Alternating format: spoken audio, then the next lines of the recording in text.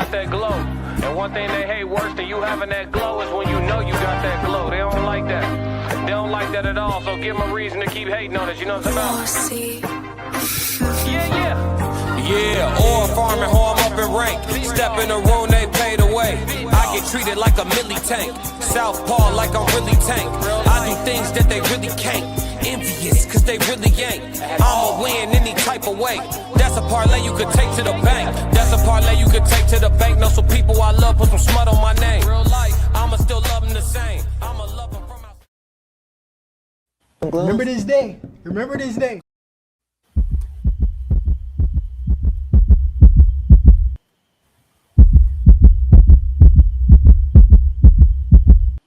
I'm only gonna do this once.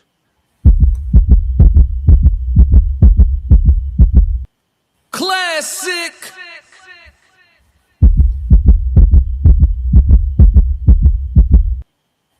All right now.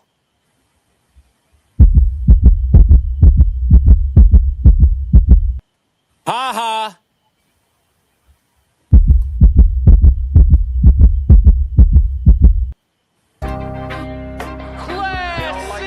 That glow. And one thing they hate worse than you having that glow is when you know you got that glow. They don't like that. They don't like that at all. So give them a reason to keep hating on us. You know what I'm saying? Yeah, oil farming, how I'm up in rank. Step in the room, they paid away. I get treated like a milli tank. Southpaw like I'm really tank. I do things that they really can't. Envious, cause they really ain't. I'ma win any type of way. That's a parlay you could take to the bank. That's a parlay you could take to the bank. Know some people I love, put some smut on my name. Real life, I'ma still love them the same. I'ma love them from outside of the frame. I'ma love them from outside of the pain. That type of hate don't belong on my paint. That type of hate don't belong in proximity. Lord knows I love to match energy. Won't smoke, I know the back chimney. No hope with me once you an enemy. Well trained, I break you down clinically. BTA is my ministry. Laying that belt, laying that leather. It ain't no pics, it's with whoever. Ain't gotta like us, but you gon' respect us. Before I be soft, I'd rather be deadly. Let's get it. Since I lost Sebastian, my heart has been heavy. Hard in my heart, now it's hard to be friendly. PTSD in my arms, he was heavy. Felt his heart stop, oh my God, I wasn't ready. Couldn't even walk, his last walk was with Granny. Heard he was sick and they said it was bad. I damn that collapsed, but my legs felt like jelly. Man down, I lost my family. Therapy dog, who gon' help with my sanity now? Think I'm about vanity now. Been in the gym, I'm trying to balance it out. Managing rage, out of line, so people jumped off the page. Bad time if you really won't play. Bad time for you to play with my name. It's Candyman if you say my name. How I'm up in rank. Step in the room, they paid away. I get treated like a milli tank. Southpaw like I'm really tank. I do things that they really can't. Envious, cause they really ain't. I'ma win any type of way. That's a parlay you could take to them. I'm having that aura, I got that glow. They hate it worse when they know that you know. Walk in the room like I'm covered in gold. I used to suppress it, was about to implode. I used to suppress it, was about to explode. Sore thumb in the room everywhere that I go. Black sheep for the fam, used to think something was wrong. Took a little time to realize I was chose. Took a little time to realize I was special. Ever since birth, been a cold under pressure. Wanna be great, gotta do a little extra. That's why I grind with obsession. Everything about me irregular, everything about me is pressure. Maximum effort, no box left unchecked on the checklist. No stone left unturned, mash on the gas and etc. Or farming, how I'm up in rank. Step in the room, they paved the way. I get treated like a milli tank. Southpaw like I'm really tank. Classic. Yo, what's good, family? What's good, family? It is the human experience back again, episode 3. Can y'all hear me clear? We good? Sir. I bet. I'm getting a little feedback, but look, yes, the human experience, episode 3. We here 3 weeks in a row since we started our show. We have not missed yet. I cannot tell Classic. So look, man, we back tonight. We got a great show. Put together for y'all tonight. We're gonna be talking about the journey, and we're gonna be talking about relationships, and not necessarily romantic relationships, but relationships in general. So all come be interactive in our chat. This is an interactive show. We try our best to read all our chats. Generally, we do read all our chats, whether they super chats or otherwise. Wherever you tapped in from, we appreciate you. This is now streaming currently on the Raw Society Coalition channel on YouTube. Make sure you subscribe. It's also streaming at the Classic Codes. If you're watching from there, make sure you like and subscribe. It's also streaming streaming on the Tezdown. It's also streaming on the Classic Codes on Twitch as well. So wherever you're watching from, make sure you like and subscribe to the channel and enjoy the show tonight. Tez, how you feeling, my brother? Feeling real good, man. It's been a great day, great weekend. Boy, is that a new microphone? You sound crispy. Thank you, thank you, thank you. Julio, what's going on? Roxy in the building. What's up, Roxy? Said clear, cool, Tezdown 333. Roxy said, hey, what's happening? We appreciate you. I hope you're ready to talk tonight. So you know, me and Tez, we generally like to take it to the locker room, man. We take shit straight to the locker room. So we're gonna have a lot of bro talk tonight. We're gonna have a lot of conversation with you know, for the men, with the men, and the women, of course, can learn from it, you know, listening to men talk amongst each other, and also offering that feminine input as well. We appreciate it for sure. The queen sup. What's happening with you? For sure. So our icebreaker for the night is going to be getting in man mode. We're gonna slide over to TikTok, and we actually gonna listen to a brother spread some wisdom in regards to how he feels about, you know what I'm saying, what's required when you really get serious about life, and when you get serious about what it is that you're trying to accomplish. And so we call this getting in man mode. Let's listen to his wisdom. Fellas, man, when you get to a point where you turning down bad chicks, man, when you turning down girls that people would die for, when you're not responding to every DM, when you set up there, man, and you cutting off chicks because they disrespecting you, when you get to a point where you prioritize the bag, you prioritize your future instead of, you know, short-term pleasure, you got to understand your energy is everything. They cut off access, man. Stop following all these chicks on the gram because that's a, you know, gateway to temptation. When you get to a point, man, when you can't be easily controlled by some head, by some box, man, you're going to be a dangerous man. Fellas, man, when you get to a point where you turning down bad chicks, man, when you turning down girls that people would die for, when you're not responding to every DM, when you set up there, man, and you cutting off chicks because they disrespecting you, when you get to a point where you prioritize the bag, you prioritize your future instead of, you know, short-term pleasure, you got to understand your energy is everything. They cut off access, man. Stop following all these chicks on the gram because that's a, you know, gateway to temptation. When you get to a point, man, when you can't be easily controlled by some head, by some box, man, you're going to be a dangerous man. He said one thing that was so powerful, which was the end. You gonna be a dangerous man. Tez, you know I'm real heavy on staying dangerous. Classic. You know what I'm saying? Because nature in and of itself is about survival, and survival involves a lot of different things. Being docile isn't necessarily one of them if you're of the male orientation. Classic. What did you think about what he was saying, bro? I mean, speaking about weakness in general, you cannot be, you know, weak in that way, you know, and not have discipline and self-control. You know, you can't have none of that if all you do is spend your time chasing people like that, physically, especially. Mikey said, or worry about creating art. What's up, Mikey? Mikey family in the building. What's going on with you, brother? He said, or worry about creating art as well. Yeah, that's true. You can't create nothing if you spend your time chasing that. Do you think that it reduces the ceiling of potential of the man when you aren't focused to this capacity? Yeah. Or let me reframe the question for you. Is there a world where you can balance being about the baddies, you know, to a degree, but also being locked in on what you got going on? I hate to say it, but unless you make it a part of your What's brand, good? no. Explain what you mean by that. I mean, okay, I can only give examples, so I got a name drop, right? No, you don't. So there's a particular man who's, you know, was on Nickelodeon at one point in time. Yeah. You know, he's made having a bunch of kids with a bunch of people part of his brand. You know, to the point of where like they make jokes about it on national TV now. You know what I mean? At the award shows, or, you know, when they're hosting something like, you know, Times Square live from New York, you know, they're making jokes about it. You know what I'm saying? And he's perfectly happy about this because it's a running joke, especially around Christmas. If you know what I'm saying? Yeah. You know what I mean? And but other than that, if that's not part of your brand, no, you can't. Okay, so here's my thing. I like the feedback from the fellas so far. All the men are in agreement. They're saying no. They're saying you do have to lock in to this degree. in order to, you know, reach your ceiling of potential. You know what I'm saying? You do have to deprioritize, if you will, the ladies, the pursuit of the ladies, the chase of the ladies, and probably to a degree dealing with them all together for a little while to really, really lock in.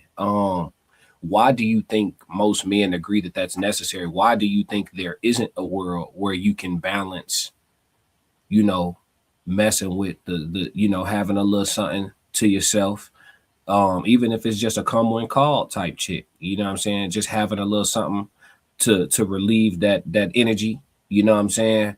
Here and there, and still take it to the moon. Why you think it's There's why? a difference between like that. That's allotted time for like, you know, human necessities. But if you're spending time chasing it, if you're spending most of your day DMing chicks that you don't know, you're not going to be able to like function at a higher level. You know, it takes a long time to actually get good at something. I talked about this the other day on you know, on Tezdown. You know, it takes a long time to get good at something sometimes. And if you are spending time on garbage where you should be spending it getting good at something, you're never going to be good at it. Okay. So let me be the devil's advocate tonight then. Not even necessarily that I'm on this side, but I just want to push the conversation a little bit and challenge this icebreaker, right? I went to college and played sports in college. Um, I played on a team with an All-American. I watch my man go get 50 points. You know what I'm saying? Like multiple times. I watched him go get like 40, 10, and 15. You know, wild shit.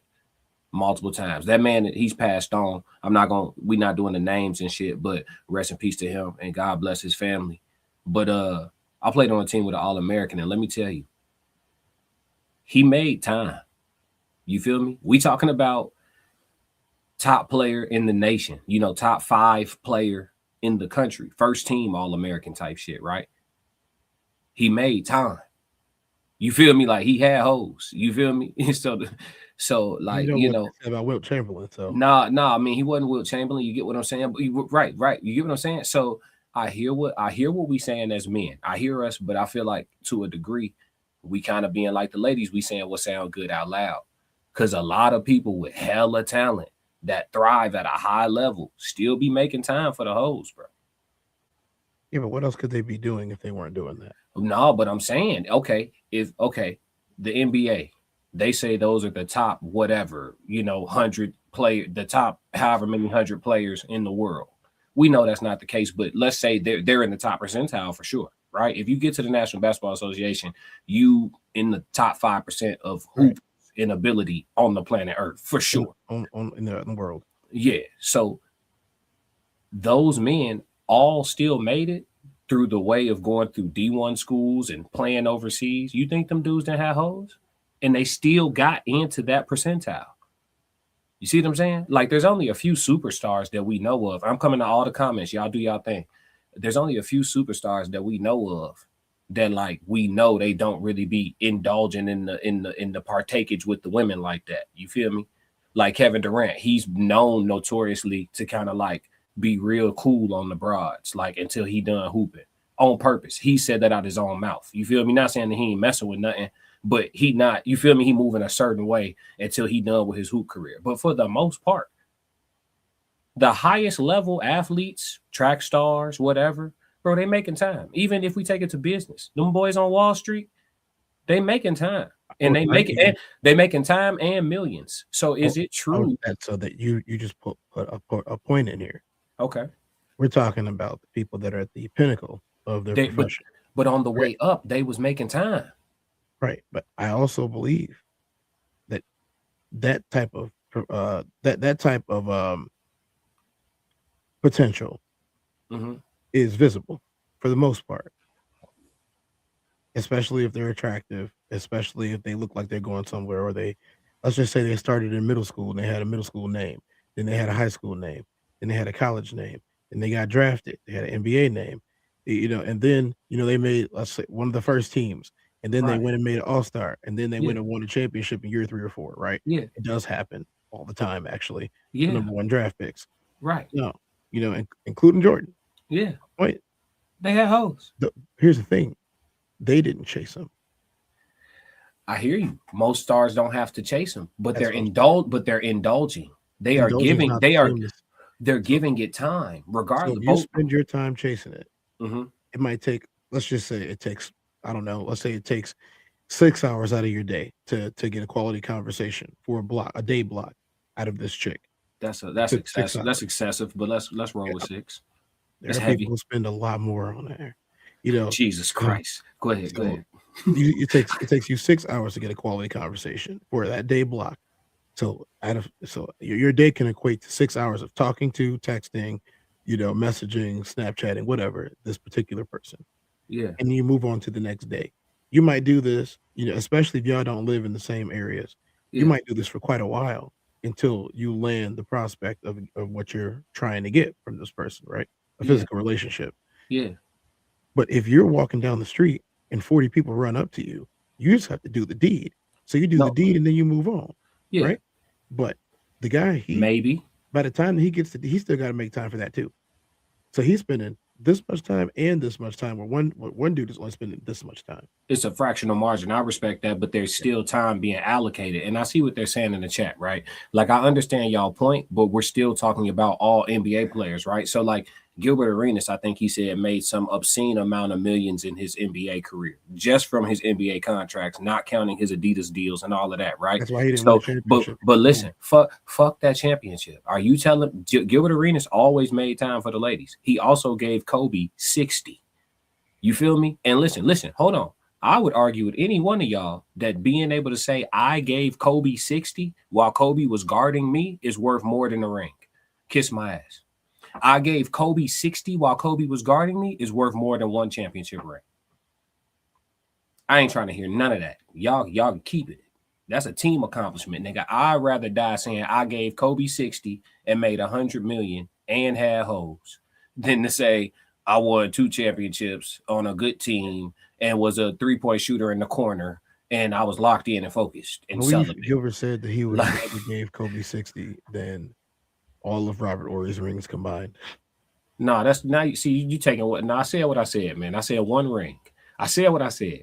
If you give me the trade-off in your NBA career, you can make 130 million, give Kobe 60, indulge in all the women that come with your status, right? And walk away from the game and still go marry Melly Monaco. Or B, you could win one championship throughout your career, be locked in and focused, get a championship, maybe make a couple all-star teams, you know what I'm saying? And for the most part, you on and off with who eventually becomes your wife. And that's what you're dealing with through your NBA career. And you make the same, 130 million. I'm taking Gilbert Arenas, bro. And I gave Kobe 60. Give me Gil, bro. Give me Gil's life, that whole setup. Give me that setup, bro. Give me that setup. Because when I'm talking about what stories I want to tell my grandkids when I'm in the rocket chair. And I'm gonna be, if I'm Gil, I could say I did it all. Oh, you didn't win a ring. I gave Kobe 60. Tell me that's not a trump card till you didn't win a ring. If Charles Barkley could say, I gave Michael Jordan 70, do Charles Barkley still need a ring? Do everybody get to still joke on Charles? Let's say Mike guarded Charles for a whole game and Charles gave Mike 70. Do Charles still need a ring? Nope. Because every time you say something about that ring, Charles going to say, nigga, I gave Mike 70. The best there was. I gave Mike 70, nigga. Take your ring and eat that. I think it comes down to the motivation. All I'm saying is, I don't know that we're on to something when we say you got to sacrifice dealing with the hoes to be great. I don't know that we're on to something. And the more I unpack this in my mind. So, see, here's the thing. I didn't say you had to sacrifice dealing with them. I think that, having relationships in general with women is a good idea. I do. Do I think that it's a good idea without a certain amount of decorum and control? No, I don't. I think, but that control comes from within inside oneself. Yeah.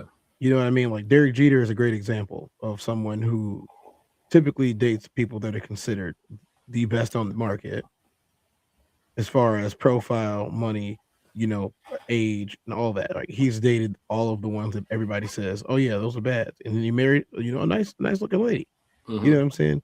But Derek Jeter was the captain. Derek Jeter won a bunch of championships in baseball, which is notoriously difficult to do. And also Hall of Famer. He got all the accolades, right? Derek Jeter got all the accolades. And he a Hall of Fame, and he a Hall of Fame in them Right. sheets with these hoes. Derek Jeter also didn't really break a whole lot of records. Okay. You know what I'm saying? He didn't break a whole lot of records. Okay, so what you tell and you telling me tell me one baseball playing ninja who ain't taking Derek Jeter's career. They taking that. Won't take Derek They Jeter. taking that. That's what. And Derek Jeter is notorious for having something bad. He notorious for swapping them out. Come on now, gang. I don't know if we right. I don't know if we right, Chad. I'm just saying there's a whole big difference in the quantity and quality versus just she bad, I'm taking her. Come on. Hey, listen, bro. Hold on. Let's just go right back down to caveman talk. Is busting a nut good or bad for you a day before the game? The doctors say it's great. Classic. Let's go to the comments. Come on, man. What are we talking about, Chad? Come on, Chad. Fellas, if we in the locker room or we talking like we at the dinner table? Which one? What we doing? Which one? Y'all tell me and I can adjust. Y'all tell me, folks. Okay, German Diaz said, grown ass man. Mikey Famine said, using people for sex is bad. We aren't wired that way. Nah, for sure. JD said, was it Ray Ray? Nah, it wasn't Ray Ray. Conversations with Soft Rain said the constant pursuit of the baddie and cat leaves less time for him to pursue his dreams and building himself. It depends on what pursuit looks like. JD, yeah, he had her. That's a big point of mine. It depends on what the pursuit looks like. I'm just saying, brothers, if we put a blanket on that shit pretty quick, and I had to just dive into some nuance, just for the sake of conversation. If you can't survive a few months without pussy because your roster's dry and you got shit to do, you're a dummy. If you can't even help yourself and drop it all to have a roster, you're a slave. It's agreeable. What you're saying is agreeable, but it's also on one super far end of the spectrum, right? Like y'all talking about, because the guy in the video, he talking about cutting everything off, locking the fuck in on some, you feel me? I'm asking y'all, can you still be great and still on Thursdays make a little time for that? I think you can, fellas. I think you can. You know why I think you can? Because we got some results.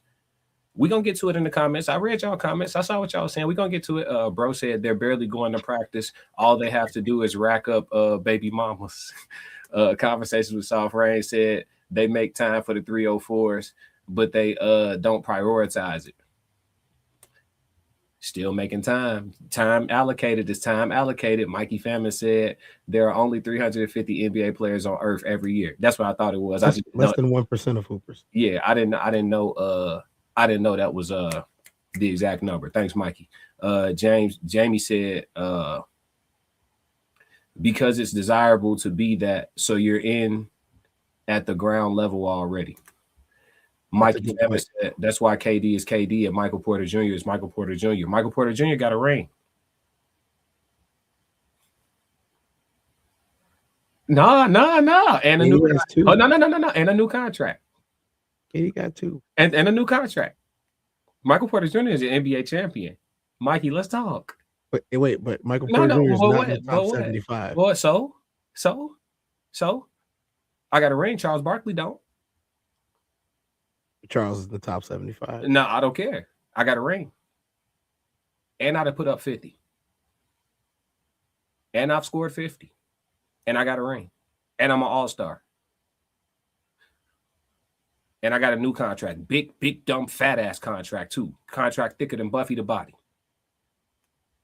Long money. Classic.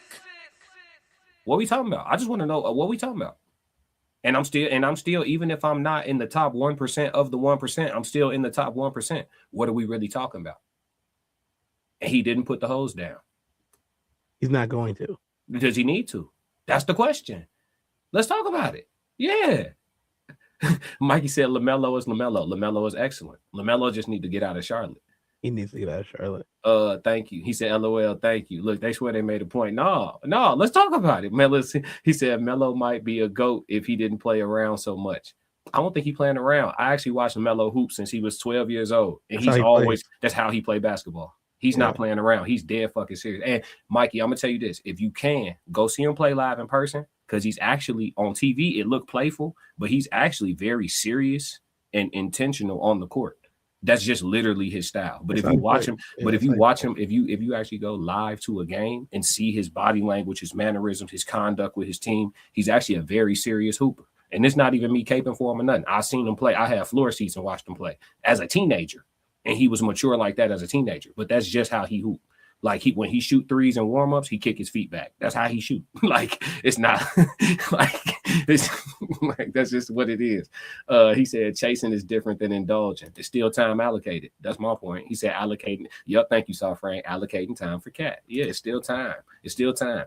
Instead of scrolling on social media, he partakes in 304 festivities. Right. Mikey Famine said big money for the time, not big money nowadays. Mikey said, give me the ring. Yeah, I know. Y'all go ahead. Give me 130 million in Melly Monaco. You Gilbert Arenas, do your thing, champ. I ain't trying to hear what y'all talking about. Classic.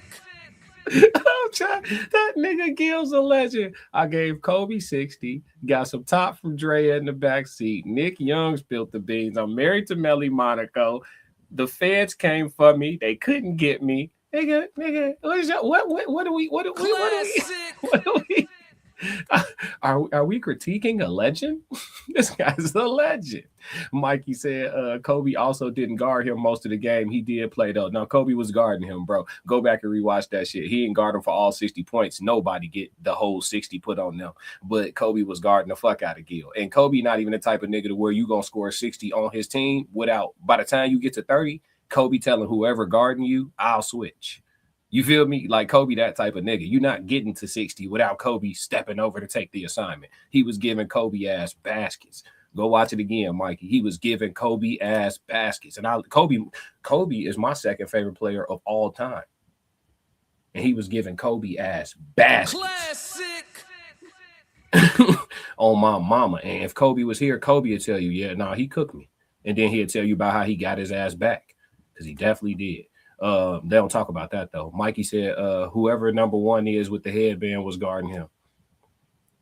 Man, he gave Kobe ass. Everybody on that team got some of that motherfucking 60. Shit. And listen, before he gave Kobe 60, but like a day or two before the game, he said, I'm giving Kobe 60. To announce that you giving a nigga like Kobe 60, to alert him, to turn the Black Mamba up, and then pull up and give them 60. Classic. I think that was more to me saying that he was going to do it beforehand because he did. He absolutely did. That was more impressive than just getting 60. That's what I'm trying to tell you, bro. We're not going to diminish that. It was like Babe Ruth's called shot, but we got to see it for real this time. Yeah, we're not about to diminish this.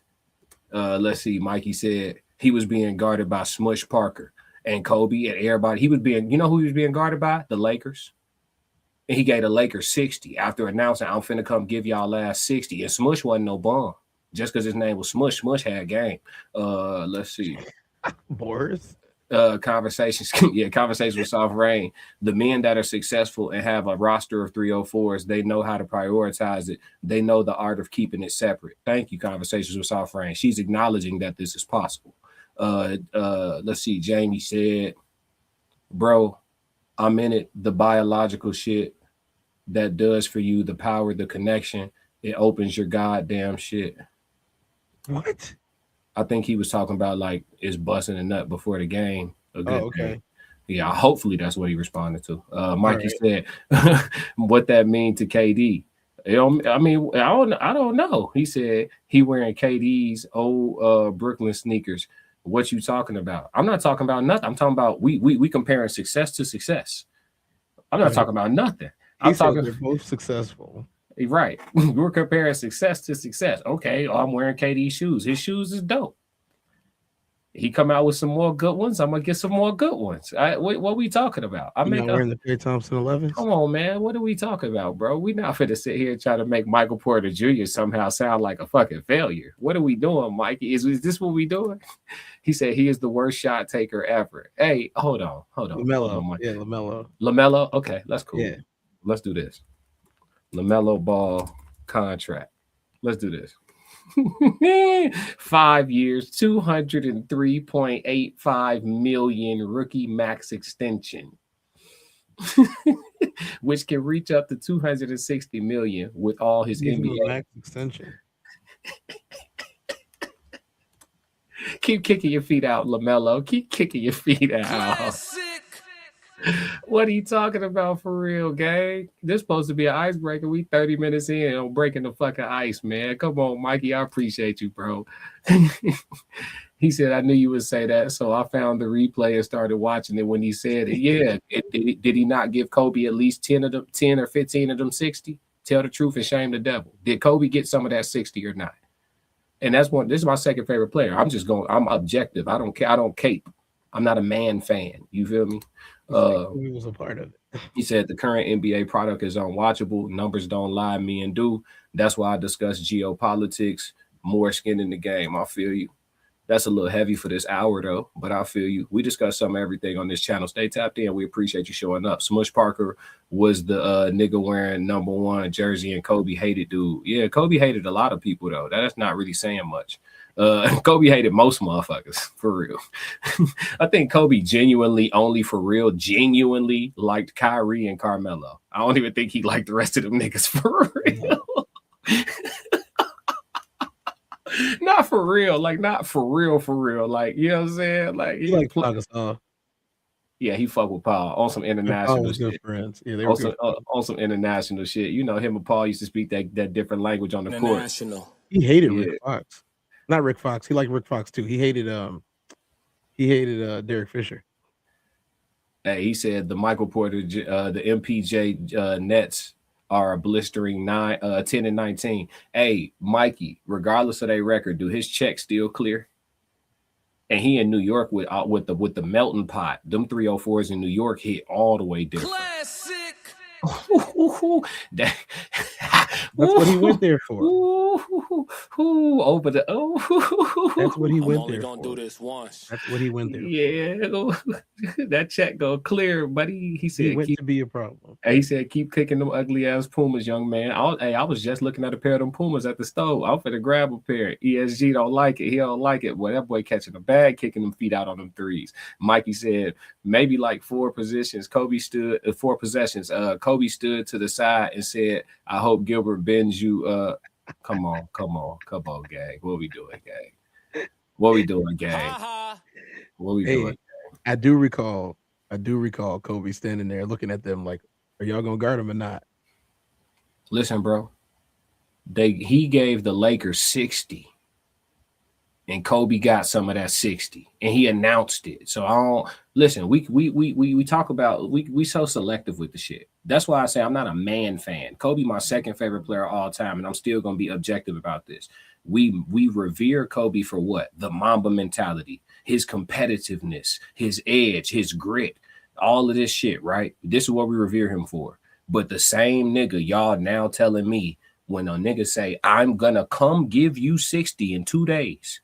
And then pull up and start getting 60, that this Mamba just decided to sleep for the night. No, he gave Kobe Bryant's Lakers, while Kobe was on the court, he gave the motherfucker 60 with a pre-warning. Yeah, then he sat down at 60. Come on, G, stop fucking playing with me, G. Every fucking bucket of that 60 count, and then we putting all of that shit on Kobe's Lakers. So now because he had 60 and Kobe seemingly didn't care or whatever the fuck y'all talking about. Kobe cared. Yeah, come on. We're gonna go with what they said. No, we're gonna go with what they said. Kobe didn't care and shit, and he just let the man go get 60 and shit, and we just gonna put a smudge on the 60. No, that was Kobe's Lakers. He gave Kobe 60. Classic. Now listen. If Kobe was injured and he didn't play, cool. He started and he played his regular minutes and he got his ass 60'd. That's it, folks. Mikey, he just yelled at them. LOL. What's up, Enzo? Mikey said kept smacking his forehead. I just watched it. Yeah, he gave their ass 60. So yeah. And I'm sure you enjoyed the footage. He was hitting shots from all over the fucking place. Fantastic game. Yeah, let's move to the meat and potatoes of the conversation, though, man. Grits and eggs, man. The scenic route. All right, so I think this is about 4 minutes worth of content. We're gonna let them cook straight through the first time, and then we'll come back and do a little bit of pause play because bro is a good speaker, and so he make a lot of points. So just trying to respond to it as a whole, that shit ain't really gonna work like that. Hold on. Yeah, man, 333 to everybody in the chat, man. We appreciate y'all being up at this hour with us, man. Who would have knew? Ted? Yeah, no idea. Thank y'all. We appreciate y'all, man. Hit the like button while you're here. Nobody. We was gonna shoot an episode. We appreciate y'all coming in here. For sure. All right, let's let him cook. When you take the long way, you'll appreciate the scenery. And you got the endurance. See them motherfuckers that take that wide road? The road that's all accepting. Come one, come all. You have to walk far to get there. You ain't have to pay for the lights. You ain't have to build it up. They built it up for you. They already had the character in mind when they seen you. They got the low-hanging fruit that you're ready to eat. So when times get dark, you don't know how to endure. But when you take that long road, you know that sometimes it's gonna be some peaks. And that when you hit that peak, make sure you pause, you look out at the scenery, you take it in. Because you earned your way to that scene. You earned that view. And you know that when you in that valley, that all you got to do is keep moving forward. And when you arrive alive. They can't chew you up and shit you out because you ain't here to be ate. I'm here to make my own machine. I'm a beast all by myself because I took the long way. All that shortcut shit. What's the thing about fast food? Time they hand it to you, that shit cold. Time you drive out the drive-thru, that shit cold. You got to start eating that bitch right away. That good home cooked meal, you eat on that about 2-3 days. Oh yeah. Fast food, that shit get cold. You don't even waste your time reheating that shit. Just go back and buy some more. A lot of y'all fast food with your life. You don't take yourself seriously. You don't believe you can do it. So many examples of people that did it before, but it's not the easy way out.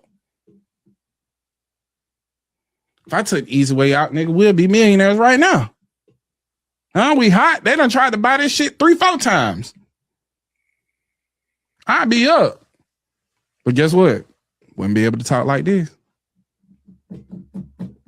All you'll see is Skip. Get the red pill. Put your bets on Prize Picks right now. Put your bets on Prize Picks. Yeah. We betting on cricket this week. Yeah.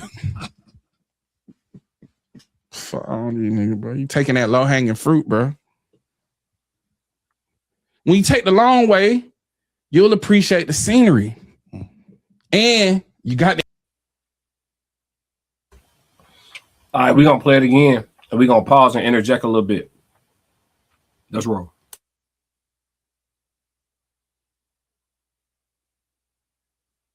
endurance. See them motherfuckers that take that wide road, the road that's all accepting. Come one, come all. You have to walk far to get there. You ain't have to pay for the light. Ain't it crazy, Tez, how the truth always in front of you, bro? Yeah. Inside of the route, inside of, they say take the scenic route, right? Which normally describes the long way. But scenery, scenic, same root word, right? So on the scenic route, not only are you taking possibly the long way, but you also getting to explore, right? You going on an expedition, if you will. You getting to see a lot, witness a lot. You know what I mean? Go past a lot. You know what I mean? Think a lot. There's a lot that you gain when you take the time that the scenic route takes. You feel me? And it's interesting. Like when I think about the word scenic, I'm trained to think about the long way. But if I think about the word scenery, I think about looking at something beautiful. You see what I'm saying? And so when you actually deprogram yourself from thinking scenic means long and out of the way, it actually means taking the beautiful road.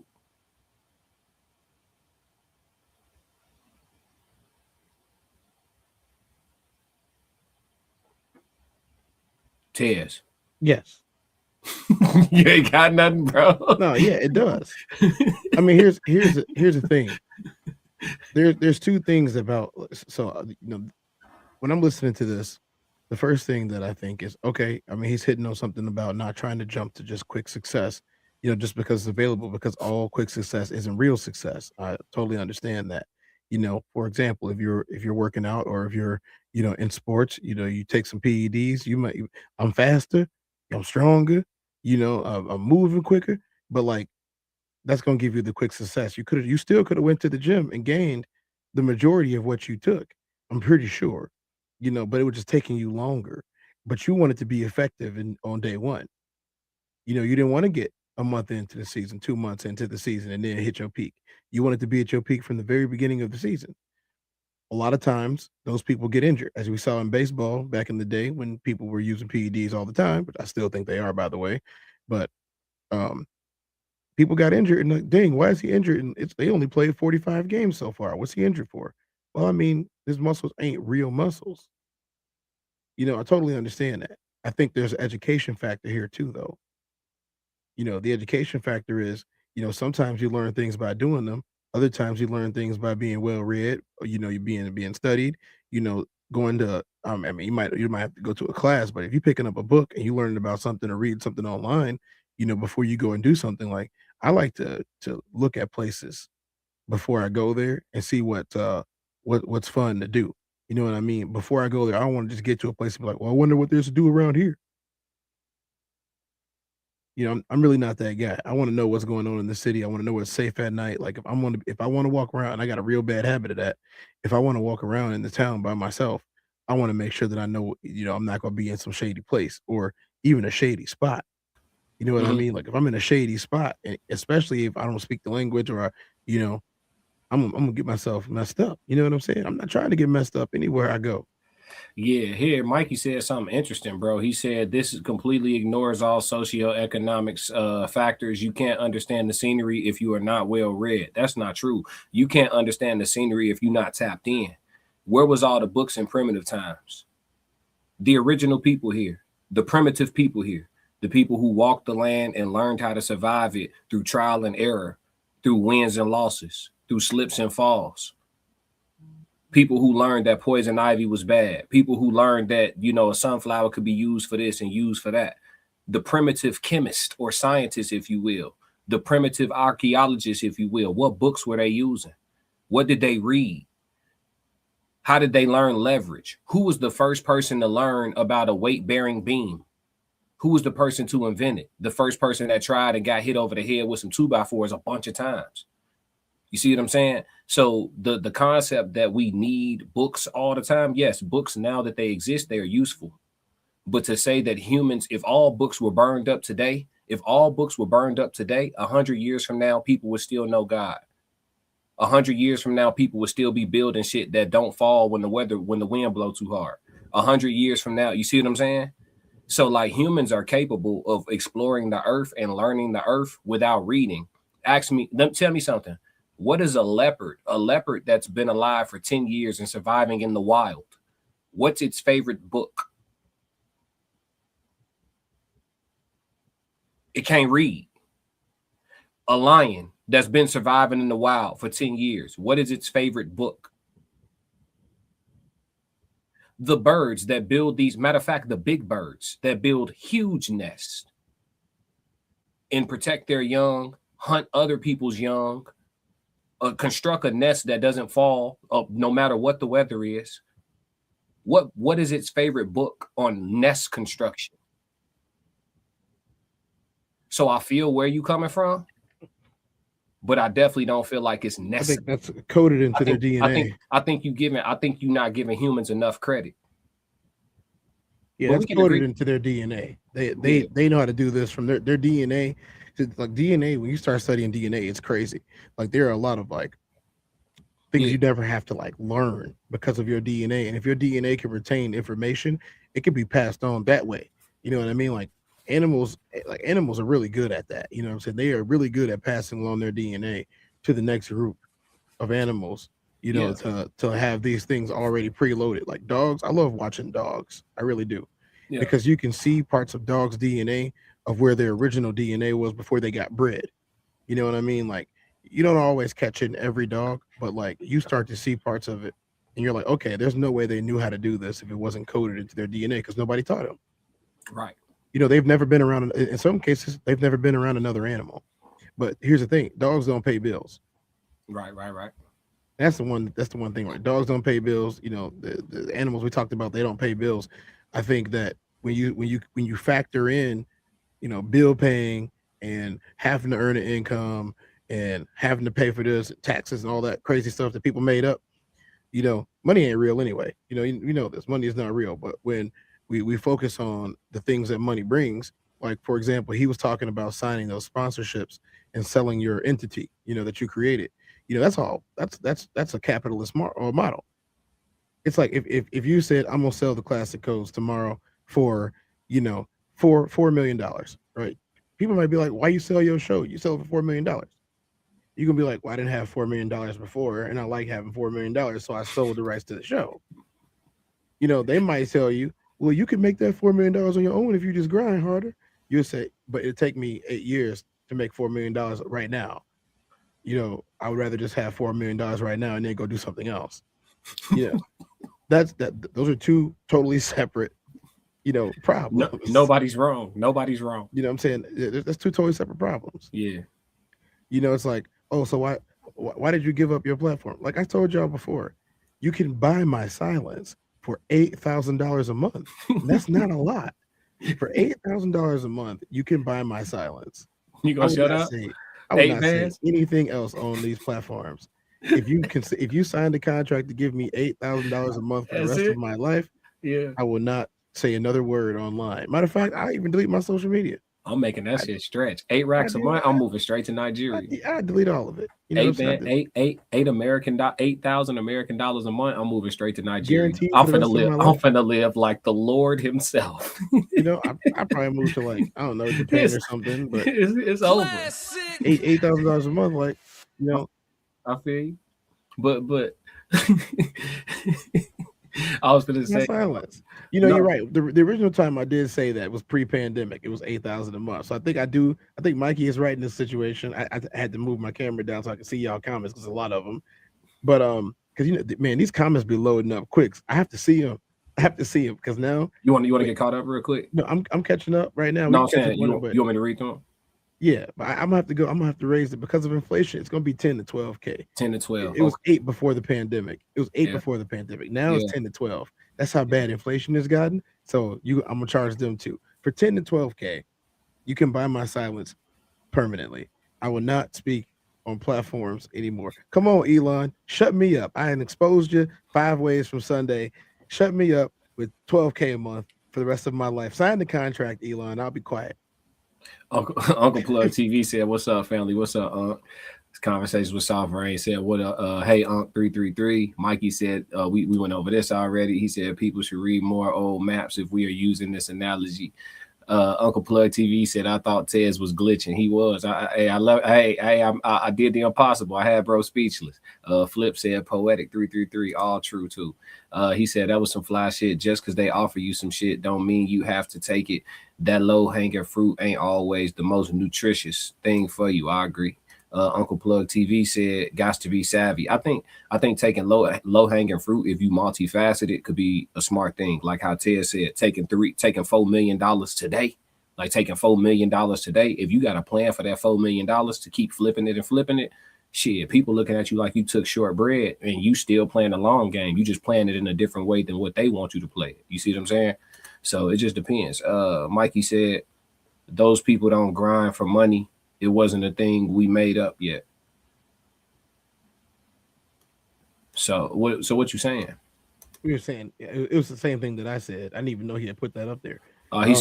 He said they were closer to society. I would like to be in rather than this vacuous capitalism. I agree. I mean, they were closer to having some semblance of freedom. But listen to this, my brother, if you will. What if a nigga can't read? Good. Trolls. I mean, shit, you don't really need to be able to read. There's plenty of people who did hella shit that couldn't read. Speaking of void, the earth. Yeah, earth. I'm from the crib. Mikey Famine said, how will money save you from a leopard? Well, it won't. Why are you talking? I mean, it won't. It was about the capitalist conversation with how like there's a difference between doing it for the money and then doing it for the journey. You know what I'm saying? There's learning certain things on the road or learning certain things because of your DNA is a little bit different. But if you living in a capitalist model, it's the same. I'm taking the $4 million today versus I'm gonna get $4 million in years. Yeah, but the long road normally gets you more money too. Yeah, it's just gonna take you a lot longer. Yeah, and it's about it's about the purpose that you have for it, right? If the goal is money, and you can have this right now with little to no, Now here's the thing. So here's the short-sightedness. I didn't get to finish that part. Here's the short-sightedness about it. You taking $4 million today might mean that's the only $4 million you're gonna get off this platform, but they are about to get 40 million off of it because of all of the stuff, the machine that's behind it. You can't come back at later on 2 years from now and say, well, the model you showed me was 4 million in 8 years. I took 4 million that day. They say, yeah, but we push 40 now in 2 years. You can no longer be like, well, I need my 20. You can't say that because you already signed the deal. You took the short route. I think that's what the guy was trying to say, to break it down a little bit more. He was trying to say that if you can weather the storm, you will have, abundantly more if you can weather the storm. But some storms are not worth weathering, and people need to understand the difference. If you have a master plan, I have a master plan. You know what I mean? The master plan is not just, become the biggest YouTuber. That is not the master plan. I really wish people could understand the difference between the means to an end versus a master plan. The master plan might have been to get $50,000, but so if you offered me 4 million, I've eclipsed my master plan by several millions. So it's like that was never the goal. The goal was 50K. You got offered me 4 million tomorrow. I'm gonna take the 4 million tomorrow and I'm gonna do what I want to do, because that was the whole point of me doing what I was doing, is do what I wanted to do.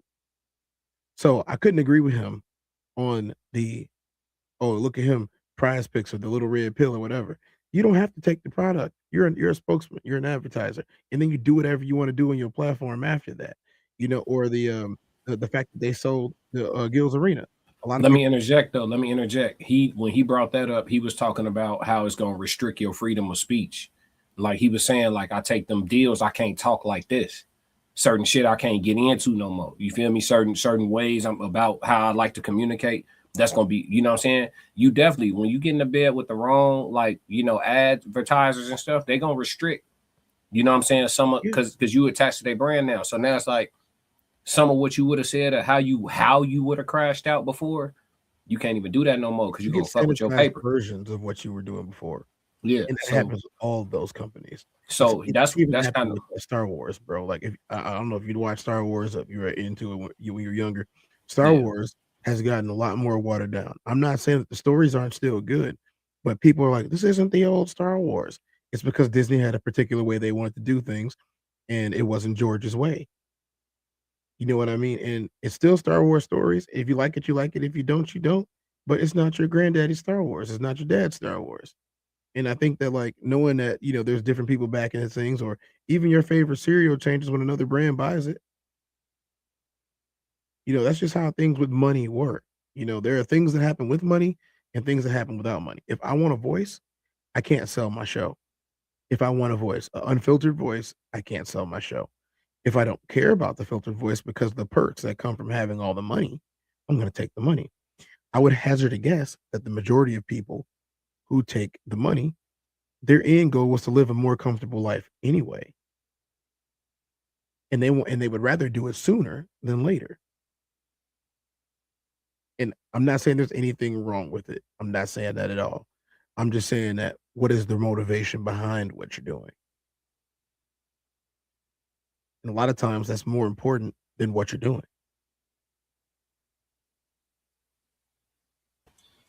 I think it's only wise to take that shortbread if you got a plan for the shortbread. If you ain't got a plan for the shortbread, that's a long-term plan, right? So if I'm taking, like, okay, because essentially what you're saying is the company they'll buy you out for $4 million, and in 5 years make $40 million off what they bought from you. You feel me? If you stay tapped in, but you also got to keep in mind you ain't gonna have the machine that they finna put behind your shit either. So the 5 years that it took them to get the 40, you still gonna get the 40. This is a $40 million project, right? Product. So you still gonna get the 40 if you hold fast. But it might take you 15 years to get that 40 because you don't got the machine, you don't got the infrastructure. It might take you 15 years to get the 40. He's saying play the 15-year game as if that's the right answer. You're saying that's a good answer, but it's not the only answer. I think nobody's wrong. This decisions, it's all about what you want out this shit. I agree with you. Like, it's nuance, right? Hey, bro, I'm gonna take this 4 right now because I know how to make some shit shake. I know how to flip. And then this contract is not going to stop me from starting up a new product or a new platform or a new brand of my own. You feel me? I'm not going to sign nothing that's going to stop me from doing so. So if I did it once, I could do it again. If I could make it my business to just keep building $4 million YouTube channels, if that's what it is. You know what I'm saying? You see what I'm saying? And turn that into a whole thing. Hey, bro, let me show you how to make a $4 million brand on YouTube real quick. It's a flip. You know what I'm saying? Like, whatever the play is, you just got to have a play. So I get what you're saying, but I think it's ignorant to take the short bread with bright eyes and a bushy tail and go straight to the mall. Because we know some people that's going to do, we know some people that's going to take that 4 M's, and before they invest a penny, nigga, they going to go spend something. They going to go to the dealership. They going to go to the mall because the first thing they going to think, they've been living in lack so long, they going to think, I need this and I need that. And, ooh, I've been wanting to get this for so long. And, ooh, I've been wanting it. And I've been needing this for so long. And, ooh, and next thing you know what I'm saying? And then the tax people come knocking at the door, 5, 5, 5, 5, 5. Boom, we need all that. So, Let me ask you a question right now. Yeah. Now, knowing that you do have a plan, as you've spoken, not ad nauseum, but you've spoken, you have plans behind the things that you do in this life. Yeah. Because nothing is guaranteed. So you have to have more plans, right? I would hazard a guess again that if you were to get $4 million for your show tomorrow, the first thing that you did would not be go and buy a McLaren. Nah, I'm gonna be real with you. I hate to go away from your question slightly, but I'm not signing no paperwork that give over the complete ownership of my shit. I'm gonna keep some ownership. Like, you can't buy nothing from me without me keeping a piece of what I started. That's like me if I send my baby off to school, you feel me? That ain't no longer my child. That's not the coach's child. That's not the institution's child. I'm still, you see what I'm saying? Like, yeah, I'm sending you off and you majority responsible because most of their days going to be spent up there at the university or whatever the case may be, right? But I'm still pops, you know what I'm saying? Like, you still, you know what I mean? Like, your piece of it is still your piece of it. You feel what I'm saying? Maybe it's a poor analogy, but if you feel me, then it works. Yeah, it's still that's still my baby. Fuck you talking about? For you, like, that's because you care about what you're doing. Yeah. And you created it. You created it, you put your name on it. Yeah. You know what I'm saying? So for you to sell it, you wouldn't sell it in totality because that's not what your goal is. No, because the goal coming into the shit was eat off of it forever. You see, this the thing about content creation. We playing a residual income game. Once you become monetized, every single video that you upload for the rest of your natural born life is potential residual income. You see what I'm saying? So every single upload, I don't care how minute it is, pennies make dollars. You see what I'm saying? All the time. So video goes viral that's really old. 3 years people are later, like, type shit, all type of shit. they were like, Snippets, I made this 8 years ago, and you guys are Bro. just now watching it. bro, every reel, every video, everything. It's the residual income game. So I'm not selling you this without keeping a piece of my turnover, bro. I need that every 3 months. My quarterly, I need that coming, bro. I need my What you talking about? Like even my acting shit that I've done, bro. I get paid every 3 months for my acting shit. Y'all don't. I'm not finna make no fucking announcement, but them checks don't miss, nigga. That shit come every 3 months. Every quarter, I got a check coming from Disney. Every quarter, I got a check coming from SAG. Every quarter, I got a check. That shit coming. And some quarters, them shit's little as hell. Some quarter, they bigger. You know what I'm saying? Like, okay, I was on 61st Street, for example. 61st Street just got moved to Netflix. My next check gonna look good. Guess that shit just got. Guess who's a character in the finale episode? Probably you, shit. You. Yeah. The funny thing about it is, you being on the show, you would know exactly which character that I played if I told you what I was wearing. Yeah, I'll have to. I can't tell you yet. Yeah, we're talking about that. I am bound not to release any info about this episode. So no, for sure. But yeah, like I was on there and shit like that. That shit that shit just got picked up by Netflix, bro. Like I hit my mom. I said, hey, mama, I'm on Netflix. She said, what you mean? I said, yeah, they moved my show to Netflix. I'm on Netflix. You know what I'm saying? I already been on Hulu. I've been on Amazon Prime. Like, you know what I mean? When you Netflix and chilling, you earning me residuals.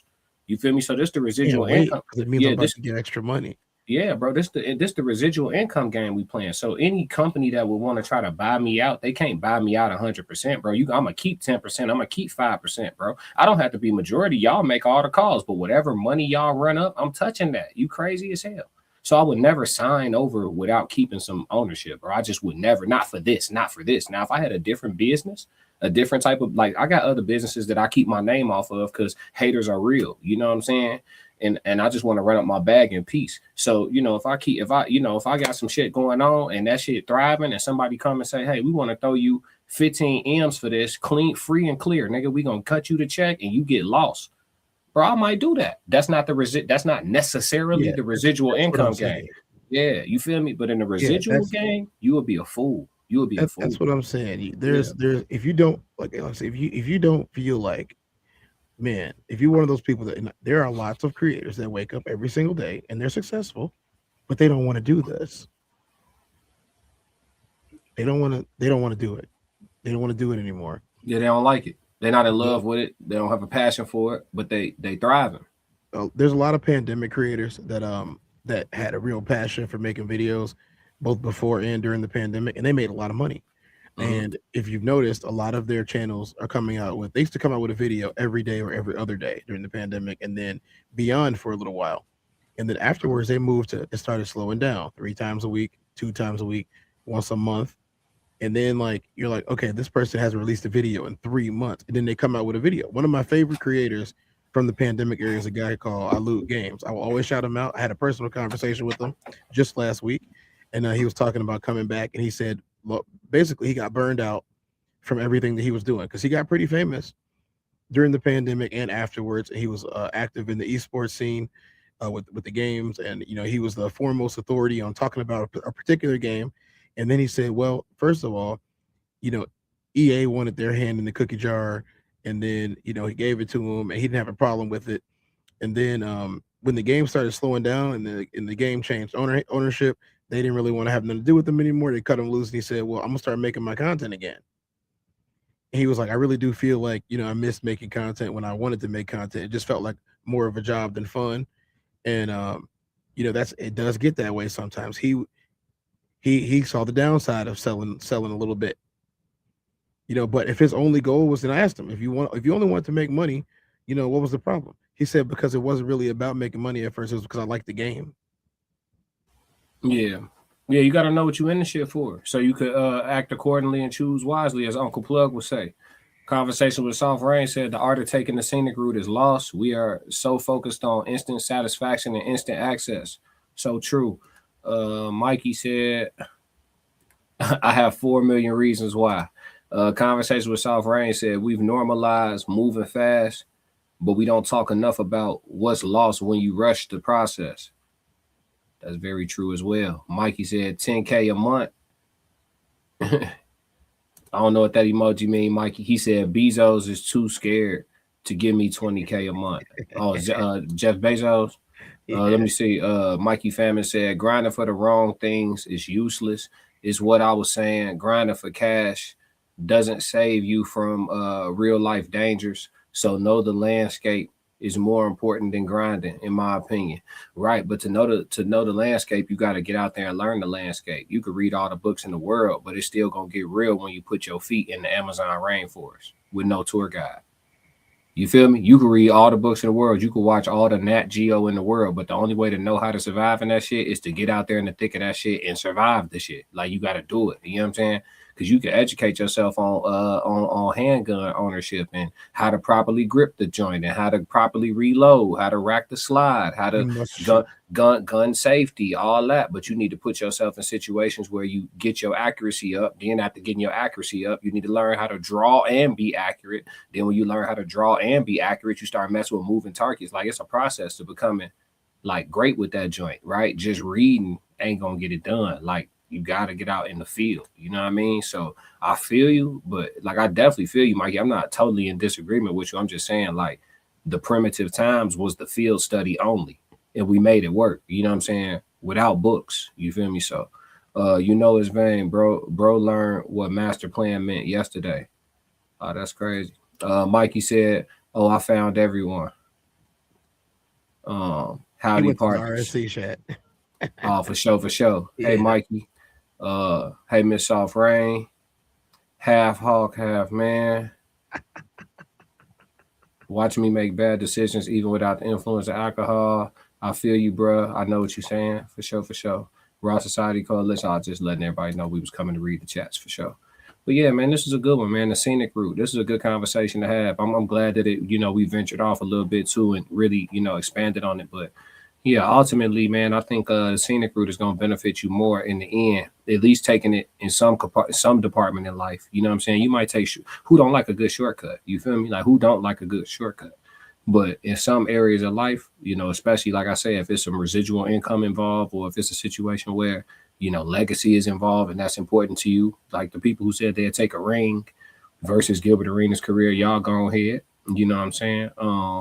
It's a bigger conversation, but opportunity cost is a real big part of life that doesn't really get discussed, you know, ad nauseum like it should. Yeah. But opportunity cost is huge, man. You have to know what it costs, and that's why, like, the last couple of episodes, like my titles have been. They said, "What the hell are you talking about?" Shit, you here to watch it? Yeah. It must be important. It must be important.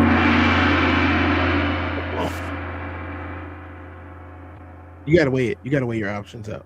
You know what I'm saying? Say, okay, this, like he's talked about the meal.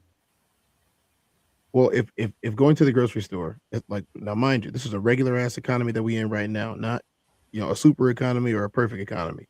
We're in the economy that we're in right now. You weigh the factors.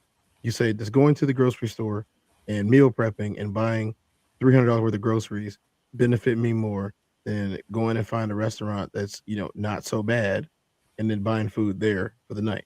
And unfortunately, the economy we're living in today, most of the time, especially if you're not making that much money, finding you a decent restaurant that's not, you know, full of filler is probably gonna benefit you more. Yeah, it sucks that that's the way that it is right now, but that's why a lot of people say, I want to make more money so I can make better decisions, you know, or more healthier decisions. But the convenience and the low cost is overwhelmingly easier to do and more cost effective, but that doesn't mean that it's better for you. You know, and that's the hardest thing that's going on right now with economics, is that going to the grocery store now penalizes you. And I know that's by design. People cannot tell me that's not by design. You can't tell me that's not by design, that going to the grocery store penalizes you in your pockets, even if it is healthier for you. Yeah, I mean, it's by design, but I think it's just gonna force more people to go back to primitive times anyway. More people gonna have to learn primitive skills. You know what I'm saying? More people gonna have to learn. Just growing shit. Like, it's a lot of people. A lot of people don't have yards, right? A lot of people live in apartments, condominiums, you know, townhomes, or two flats, city living. Like, a lot of people don't have yards, right? But you can grow vegetation inside of your apartment. You can grow shit inside of your crib. You can like literally set up you a little setup and grow very essential, you know what I'm saying, fruits and vegetables and survive and thrive, you know what I'm saying, without putting so much poison in your body by necessity and shit like that. But that's a different conversation too. But the scenic route, but again, that's the long way, right? You got to reap a harvest, right? You gotta nurture that shit. You got to come home every day, even when you tired. Make sure you check on your plants. You got to make sure, you know what I mean, all type of shit. Yeah. And for a lot of people, that's too much work. That's too much. You know what I mean? We like everything. So again, the scenic route, that's what we're talking about for the person that asks. We're talking about taking the scenic route, the pros, the cons, the benefits, the nuances, and everything about it. So dope conversation. Shout out to Grits and Eggs. If y'all like that podcast, make sure you slide over there and tap in with bro. And hit the subscribe button. Yeah. I was gonna say, you guys are in here right now. There's a lot of new faces that I haven't seen before. If you guys are watching on any of the affiliate channels, go and subscribe to the Raw Society Coalition. It is not a one-person thing. It's a multifaceted, media mogul network that we're launched, and it's going. There's a lot of different shows on here with a lot of different content, a lot of different opinions. But even if you don't rock with everything, you'll probably be able to find something that you rock with. But a lot of the stuff that people are doing are going to be moved over here. A lot of conversations are going to be moved over here and consolidated into a place where it's easy to find and easy to view. So you'll get a bunch of different things. You get a bunch of different topics, just about every day. So go ahead, give the Raw Society Coalition a subscribe. Yeah. Andrea or Andrea, however you say it. I'm sorry if I'm pronouncing it wrong. She said, no, it's definitely on purpose. Appreciate you tapping in. Mikey said, you can grow food in your crib. I grow lettuce and spices. That's what's up, Mikey. He said, since the tariffs came in, I can't get the fresh vegetables I need for my diet. So we started growing some. Smart man. That's what I'm saying. Out of necessity, you're going to see a lot more. He said, I prefer grits and bacon type shit. A lot of sodium. Yo, God bless you. Much love, much love. We appreciate you sliding through. We appreciate you being positive. You know what I'm saying? For sure. Let's move to the last segment, though, bro. Let's get a little Mimi in here and a little Herbie. Let's see. So why your friends don't support you on socials? Let's get it. This was sent over and sponsored by the Tezdown. If any crashing out occurs, instigated by Tez. But I don't think it's gonna be that type of video. This dude seemed like more of an educational person than a crash out inducer. Let's see here. All right, let's listen to what bro got to say. This is gonna be interesting. I didn't watch it. I just, I saw the first 5 seconds. I was like, let's roll. So here we go. It's got an intro. So let's get past the intro. Yeah, short video. Oh, okay. So I can just play the whole thing. It's like 4 minutes. Welcome. You made it. I had to get my notes for this one. Why some friends may not be supporting you, but supporting celebrities they don't even know. Have you ever noticed how your friends and family can scroll right past your posts, but when it's a celebrity they don't even know, they're tagging, liking, commenting, and sharing like crazy? Let me tell you, it's not just you. This happens to a lot of us, and it's not the reason you think. There's a psychological reason behind this.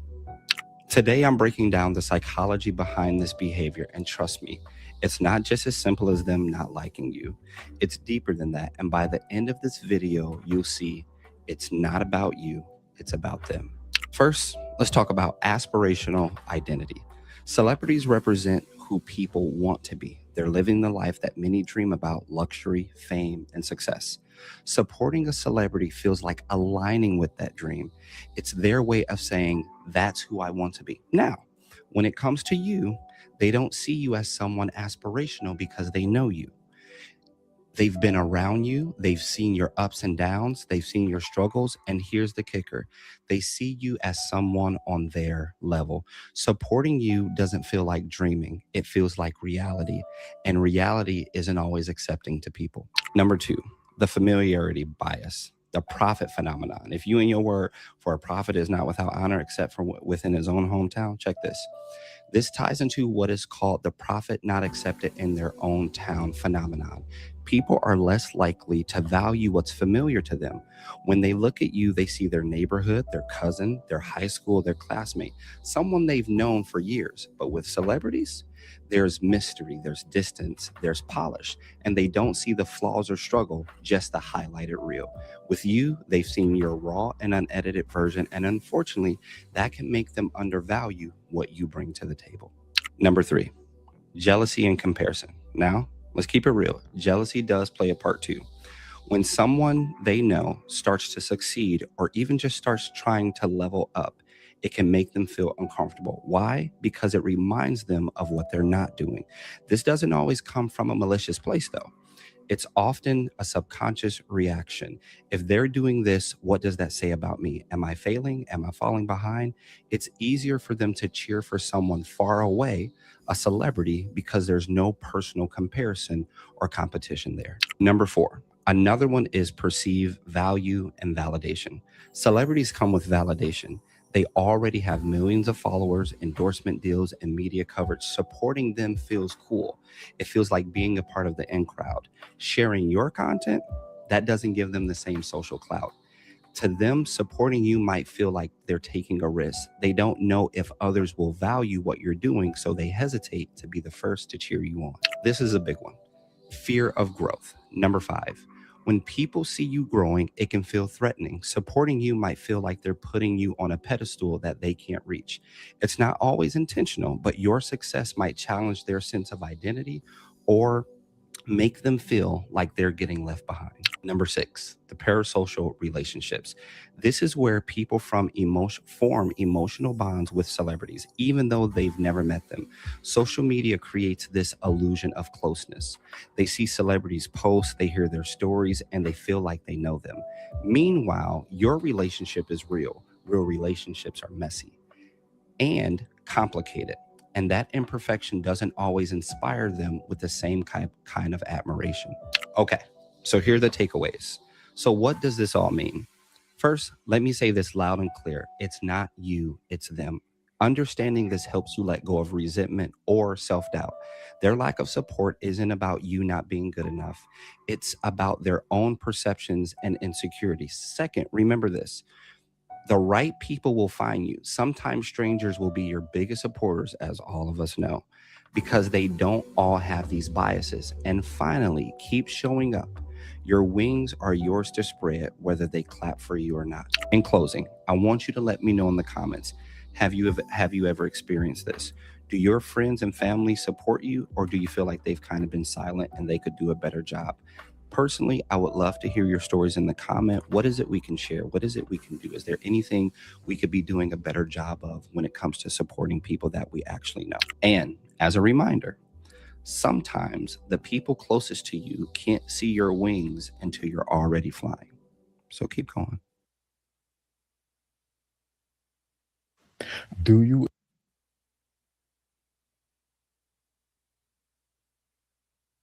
All right. It was a lot there. It was a lot there. So why? I mean, he broke down the psychology behind, why I guess people who are close to you will support people so far away. Oh, what it seems like over supporting, you as the person that's right there that they can touch. And he was saying that pretty much, understanding the psychology of it can allow you to handle it better and to not feel that resentment or that for some people, anger or disdain, towards those people who are considered to be your warm market, right? I don't know about the more you understand, the less you feel the resentment. I think that the resentment, you're going to feel that anyway. I think it comes along with the journey, to be honest with you. You know what I mean? You're going to have, because just like there's a populace of people who know you from around the way that will post Drake all day or post whoever, Will Smith all day or post The Rock or whoever else they follow that they don't personally know, never met, you know what I mean? Don't know them from a can of paint. Whoever it is or whoever they are that they post, and they never really post you. Just like there's somebody who from around the way that doesn't do that, there's people from around the way that do, that will champion you, that will get behind you, that will see the light that's shining on you. They will, and they'll fuck with you from right next to you. You know what I'm saying? The problem is, just like Jesus with 12 disciples, which one of y'all, you know what I'm saying? Which one of y'all Judas? You feel me? But I think there's a lot more Judas energy than we would like. You know what I'm saying? For sure. I think there's another issue that's there too. Yeah. So are you looking for support or are you looking for worship? That's true too. There are people who have done certain things and they're looking for worship. They're not looking for support. See, support is, you know, especially if I'm just now getting going. Simple as liking and subscribing, buying a t-shirt, buying some socks, wearing somebody's sweater that you bought that they put out, you know, nice sick jersey that you sick sweater that you got on right now, you know what I'm saying? You know, Sick Society sweater. Shop right? Six Society, man. Shop Six Society. You know, there's a difference. I mentioned this just the other day on the show about supporting people's businesses, supporting people's like, for example, if you know that I make graphics, call me up. You know what I'm saying? If you know, like, I'm not saying you even got to use my graphic, but I'm saying if you know I make graphics and you looking for somebody to make you a graphic, give me a shot at least. You know what I'm saying? Like, if I tell you tomorrow that I came out with, I don't know, monogram pens, you're gonna be like, well, who writes? Well, you know, I might need to sign something every once in a while. You know, I take this personalized pen, you know, with my logo on it. You know what I'm saying? Put that in your pocket. Bought one pen. You know, that in itself is support. If you come out with a mixtape and you say, hey, this mixtape ain't mastered, but my lyrics is on point, I'm gonna buy your mixtape. You know what I'm saying? Like, I'm not looking for you to have the polish of a bad boy record label. You know, I'm not looking for that. I'm looking for, okay, did you put your foot in this one? You know what I'm saying? You tried on this one. You did your thing. I'm not saying that I'm going to buy 500 copies. I'm saying that I bought a copy. And then other people say when I'm playing this song, hey, who that is? Hey, y'all go to this SoundCloud or this website and y'all go ahead and get y'all one too. Matter of fact, you might not even have to spend no money. It might be uploaded for free. Just give them some spins, like it, put it in your catalog of things you listen to. Matter of fact, do me a favor, listen to it 5 times and then tell me what you liked about it, what you didn't like about it, and then I send some feedback back. Those are all versions of support. But just saying, oh, he sucks.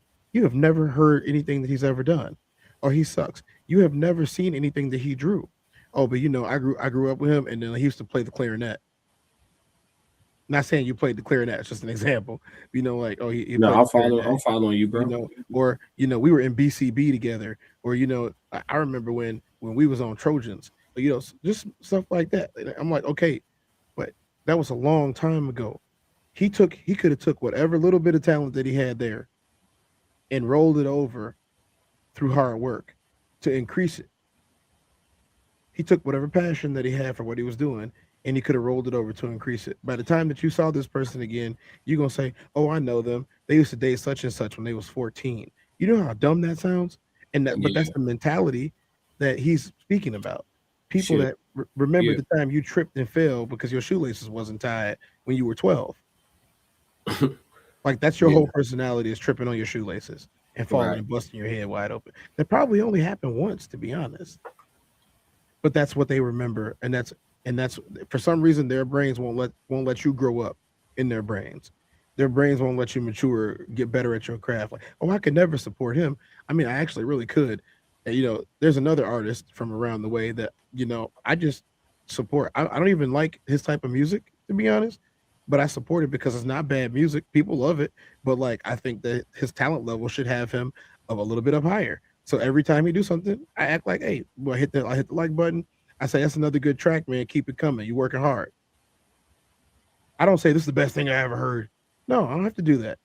But I do support the man. I hope he goes as far as you can go in the industry. Yeah. You know, it's very simple. Well, what does that got to do with you, Cortez? Nothing. I just want him to win. Nino, what up? What up? He said, what we doing? What we doing? Yeah, for sure, for sure. Yeah, I think that the biggest message I would give to people that's on their grind is not to not take it personal. Shit, having a chip on your shoulder is useful. But what I would say is that just do the shit for the yeses. You know, I think people pay too much attention to the no's. You know what I mean? Just do it for the yeses, man. Do it for the people who gonna take you as seriously as you take yourself, and just keep building on that and just keep stacking and compounding, you know, followers, subscribers, etc. Whatever it is that you're doing, you know, customers, whatever, you know what I'm saying? And just keep building, focus on the yeses. And then when you do give the no's energy, make sure that you transmute that energy and weaponize it for productivity. If you got to take that negative energy to the gym with you to fuel your workout, use that shit as pre-workout. Use that If you're shit. an artist, write an album. Yeah, write an album. If you know what I mean, just transmute the energy, weaponize the energy, you know, that people giving you of their lack of belief or their lack of support. That would be the advice I would give, because honestly, saying that, oh, I understand the psychology of my haters now, so because I understand, I ain't tripping. No, I'm still tripping.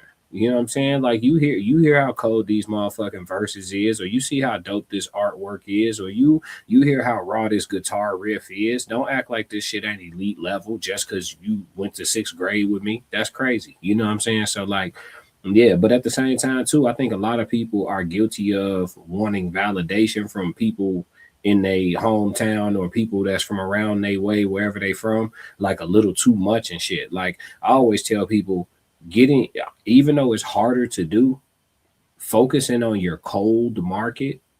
For those who don't know the term cold and warm market, your cold market is people who don't know you from a can of paint.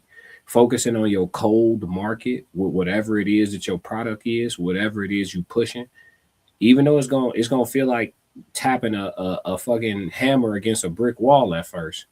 Once you start chiseling away a bit, you know what I'm saying, and you really build off your cold market, the way that they're going to spread what you do by word of mouth organically can't be paid for. Yeah, you can't. Your warm market, you damn near got to send them a text and say, hey, can you share this around to some people you know for me? You got to ask them. Your cold market, they sharing your shit for you. Like, yeah, you ain't got to say shit. They're coming back because they enjoy what you're doing, not because they're just trying to support you. Now, real talk. Now, when that overlaps, so that it does overlap, that I'm enjoying myself at the same time as supporting somebody. I love when that happens. Yeah, for sure. I love when that happens, but it would never have gotten there if I didn't make my mind up from the beginning to just, well, I mean, I know them, I'm gonna support them. Yep. Especially when it doesn't cost me any money. Yeah. And I'll say this, people who work on their craft, because if you come out with something that's garbage, you know, I can probably tell you that it's garbage. I'm not saying that I won't be like, hey man, keep working. You know, you got something. Obviously you got something, but this wasn't it. This wasn't the greatest product in the world.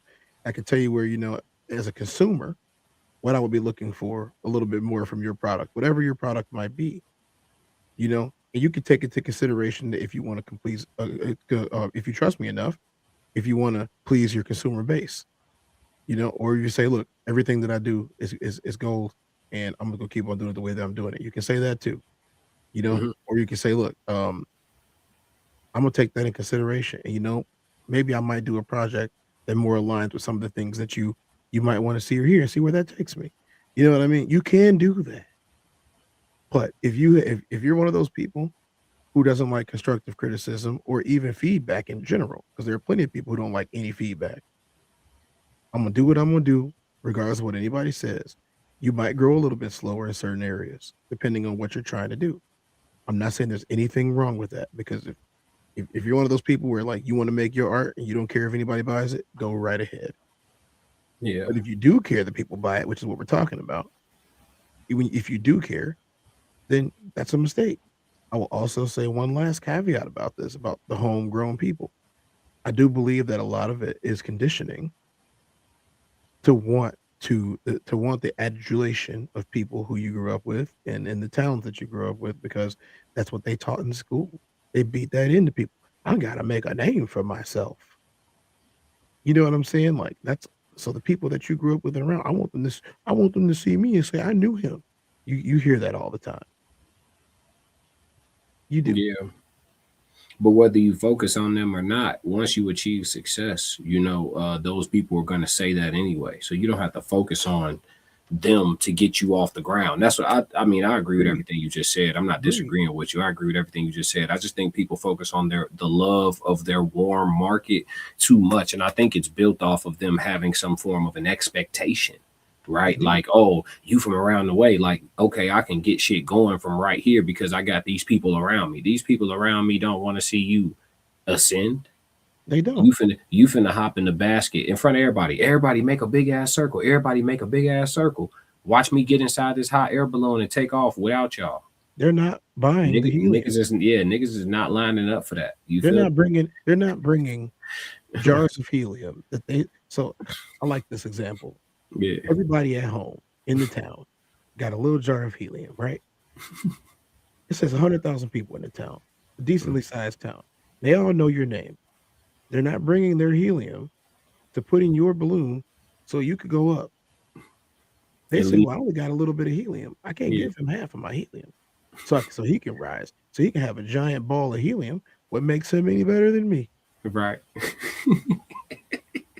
Whereas your quote unquote cold market, they bring the helium to you without you asking for it. They bring in When's the next time that you're going on a balloon ride? Well, I wasn't planning on it today. Well, there's 100,000 of us outside that want to see you go on a balloon sail. And we brought helium.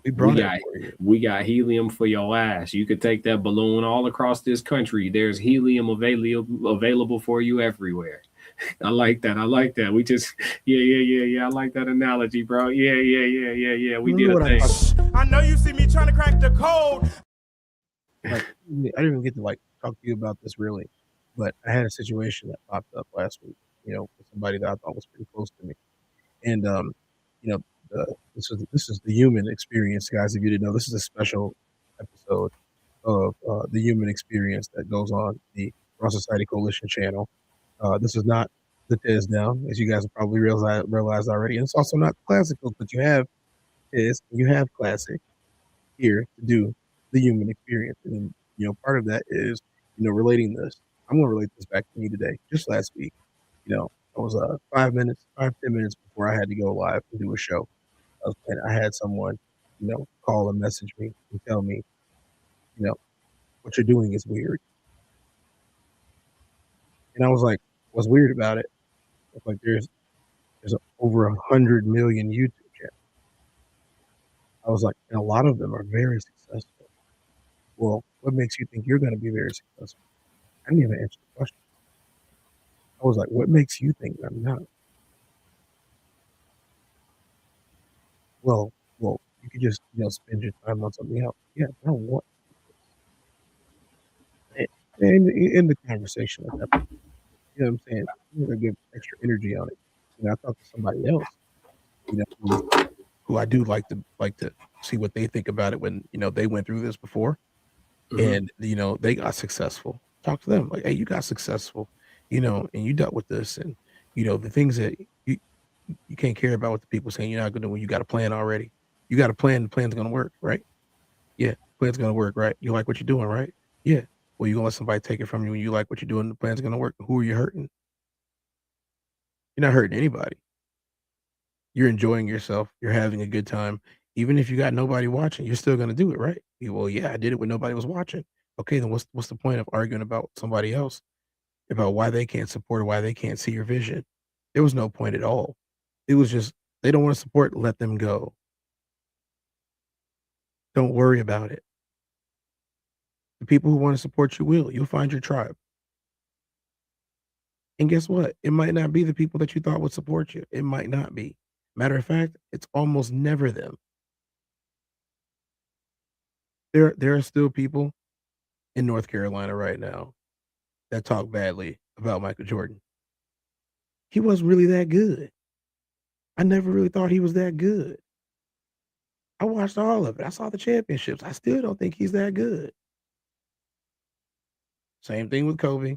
And yes, even baby Bron, there's still people that are going to tell you, well, you know what? I was on that team at St. Vincent, St. Mary's. He wasn't really that good. He just had the media coverage.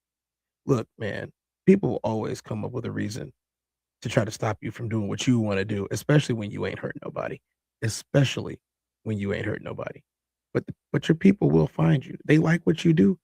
What did Eddie Murphy say about it when Bill Cosby called him about his content? Yeah. And then Eddie talked to Richard Pryor. Eddie said, well, this is what Bill told me. Richard Pryor said, hey, do people laugh when you say what you say? Yes. Do they have a good time when you say that stuff? Yes. Will you tell Bill I said to shut up? Obviously, I had to paraphrase the end because Richard Pryor, as we know, was very uncouth. I didn't feel like being like that right now because I'm not Richard Pryor and I'm not telling jokes. Sometimes you just got to keep it moving. The people that you thought was going to support you might not. And that's cool. The people who want to support you will. And especially if you're a new creator, if you're a new anything, you really only want people supporting you that want to support you. You don't owe those people anything, and they know you don't owe them anything except to do what you're doing, and that's why they're supporting you. And I'm perfectly okay with that. Like I used to get mad, bro. I used to get mad when people didn't support me when I was doing something. And then I was like, why am I worried about them supporting me if I'm enjoying what I'm doing and other people support me? Why not focus on the people that support me and not the people that's not? Hey, bro, when I first learned how to get bread as an independent artist without being famous, right? Because that's a code that I had to crack. I'm not finna tell. I think I've told it on content before, but I'm no longer telling how I cracked that code for free. You know, if somebody want to pay for consultation, let me know. But I will say this much: this is a free nugget. I was working a corporate job, and I was like, all right, the mission was always to get out the day job vibe anyway, right? It's to go full-time artist, right? And I realized very quickly, without a way in or without some wild ass amount of thousands of dollars to put behind myself, because you essentially to get into the industry, you got to know somebody or purchase your way in. I'm gonna just be real with you. You buy your way in. Well, that falls under the umbrella of knowing somebody, but it doesn't have to be that way. But yeah, like that too. You know what I'm saying? But essentially, I mean, to get into the industry, you either purchase your way in or you have relationships that get you in one way or another, right? When I realized I didn't have the relationships or the capital to infiltrate in that capacity, I quickly was like, all right, how do I make bread in this shit without becoming big and famous? I figured that out and I cracked that code. But I will say this, for a while, until I was able to fire my boss and go full time on my music pre-pandemic, for a while, my mission was to get 200 people to spend $500 a year with me. Do the math on that. Get 200 people to spend $500 per year with me. That was the mission. Y'all do the math on that. What's that? That's 100 bands, right? Mm-hmm. So, like, if you get, or you could do, I'm trying to get 100 people to spend, I'm trying to get 1,000, right?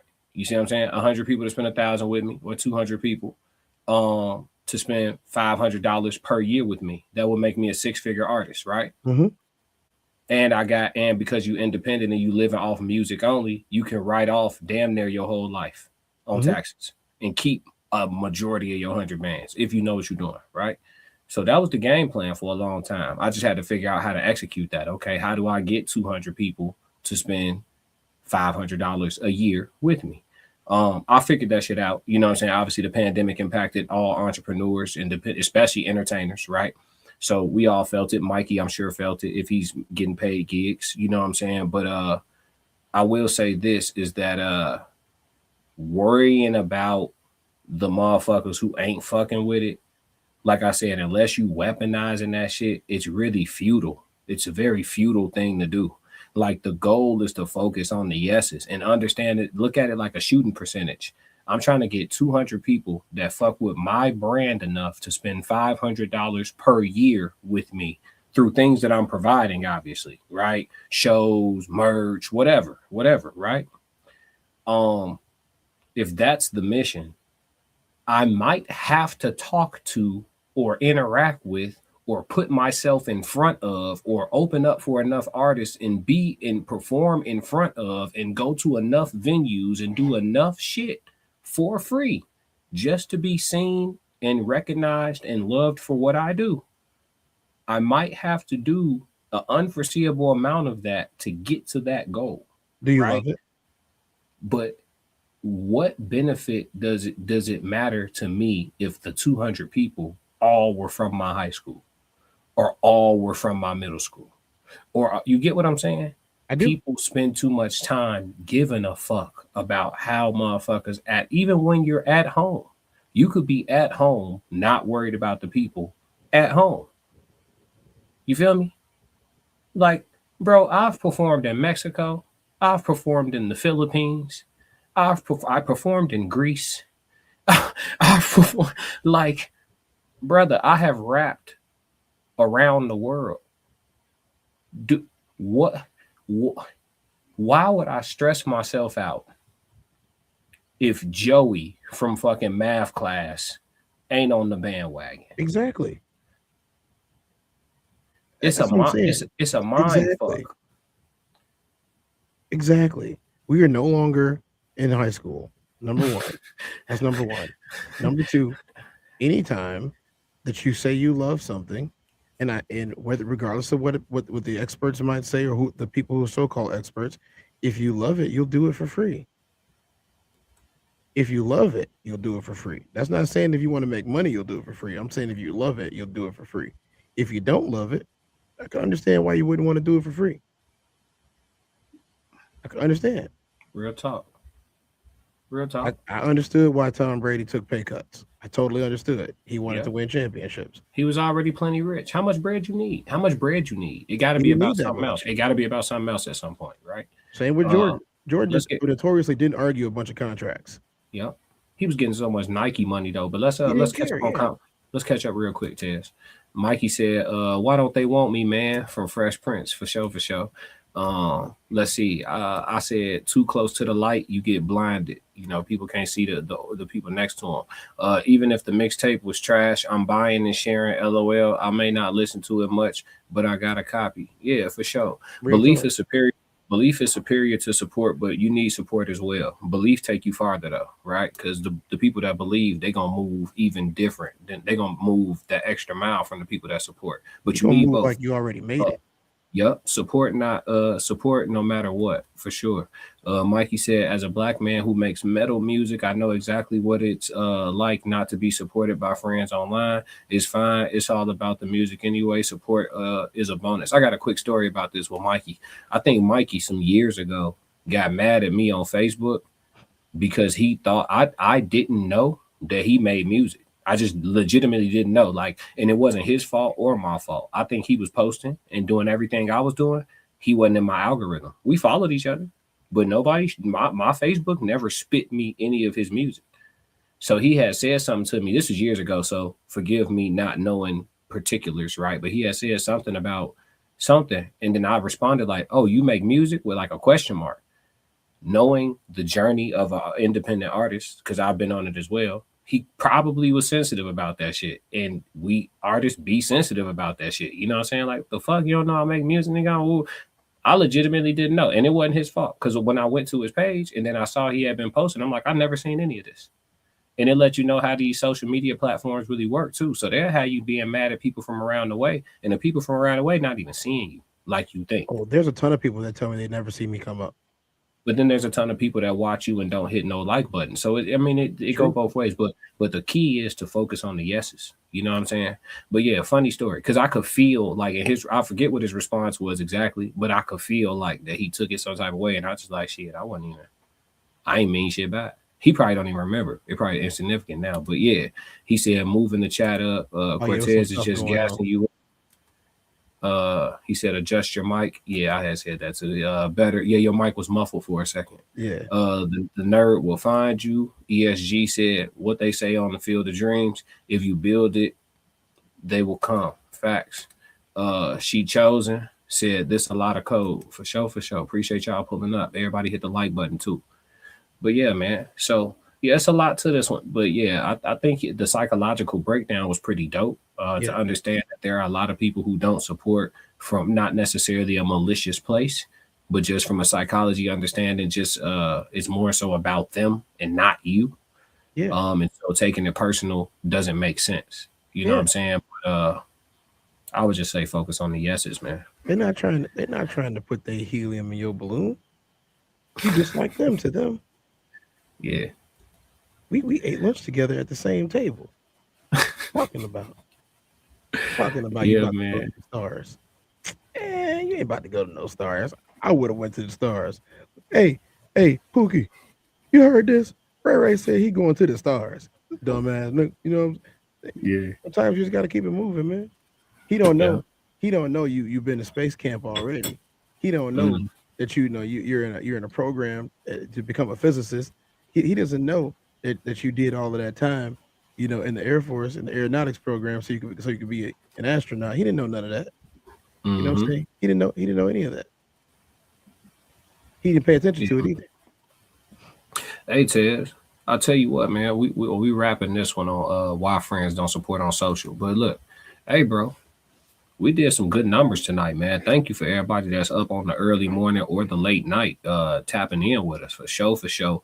We got a lot of new faces in here. Please, y'all, make sure y'all subscribe to the Tezdown, subscribe to the Classic Codes, and subscribe to the Raw Society Coalition. This is streaming on all 3 platforms right now. So wherever you watching from, subscribe there and you can tap in with the rest from there. But yeah, man, bro, we did numbers tonight, bro. It's been a cool little wave passing through here. Yeah, man. Chat's still on fire. Bro. Yeah. A conversation with Soft Rain said, yes, indeed. You know, she tracking in the background. Look, she talking once every 30 minutes. We did a thing tonight, bro. Hey, listen, the late night window. Hey, Red Room did some shit last night too, man. Red Room did some numbers last night. No, I said did some numbers, bro. It's cool. Like, yeah, it might be. We might have unlocked some shit. ESG said sometimes you can't let people know your next move because they will prey on your downfall. Oh man, literally. Yeah. Literally. Yeah. Literally. I've had people call places. Cast spells on you the whole 9 yards. I stopped posting. So this is back when I was just worried about my job, right? Mm-hmm. And like, I don't know, bro, like looking back on it, I'm not really sure what I was thinking. You know what I'm saying? But like I had a faux pas. You know, I used to think that like, okay, everybody else is doing this, I got to do it too, right? And so I would post like, I got this new job, and I look at me, look what I'm doing, and you know, I'm just like everybody else. And like, I would have like ridiculous things. So one time I got a job, and I really did like my job a lot. And you could tell I liked my job. I was posting about it all the time. That should be dope when you like your job, bro. Everybody liked me. I was moving up fast.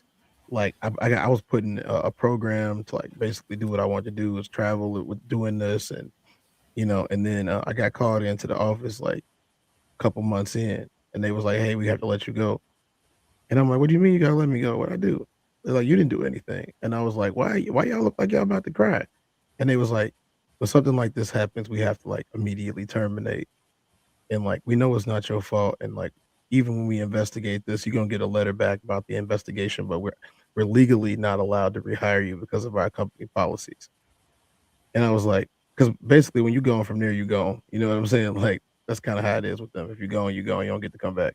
And the lady, she closed the door to the office, and she was like, "Hey, I was gonna talk to you real quick." She was like, "I don't know who, you know, people that you upset or made mad, but like somebody that knows like very intimate details about you called and made a complaint. We're gonna investigate the complaint.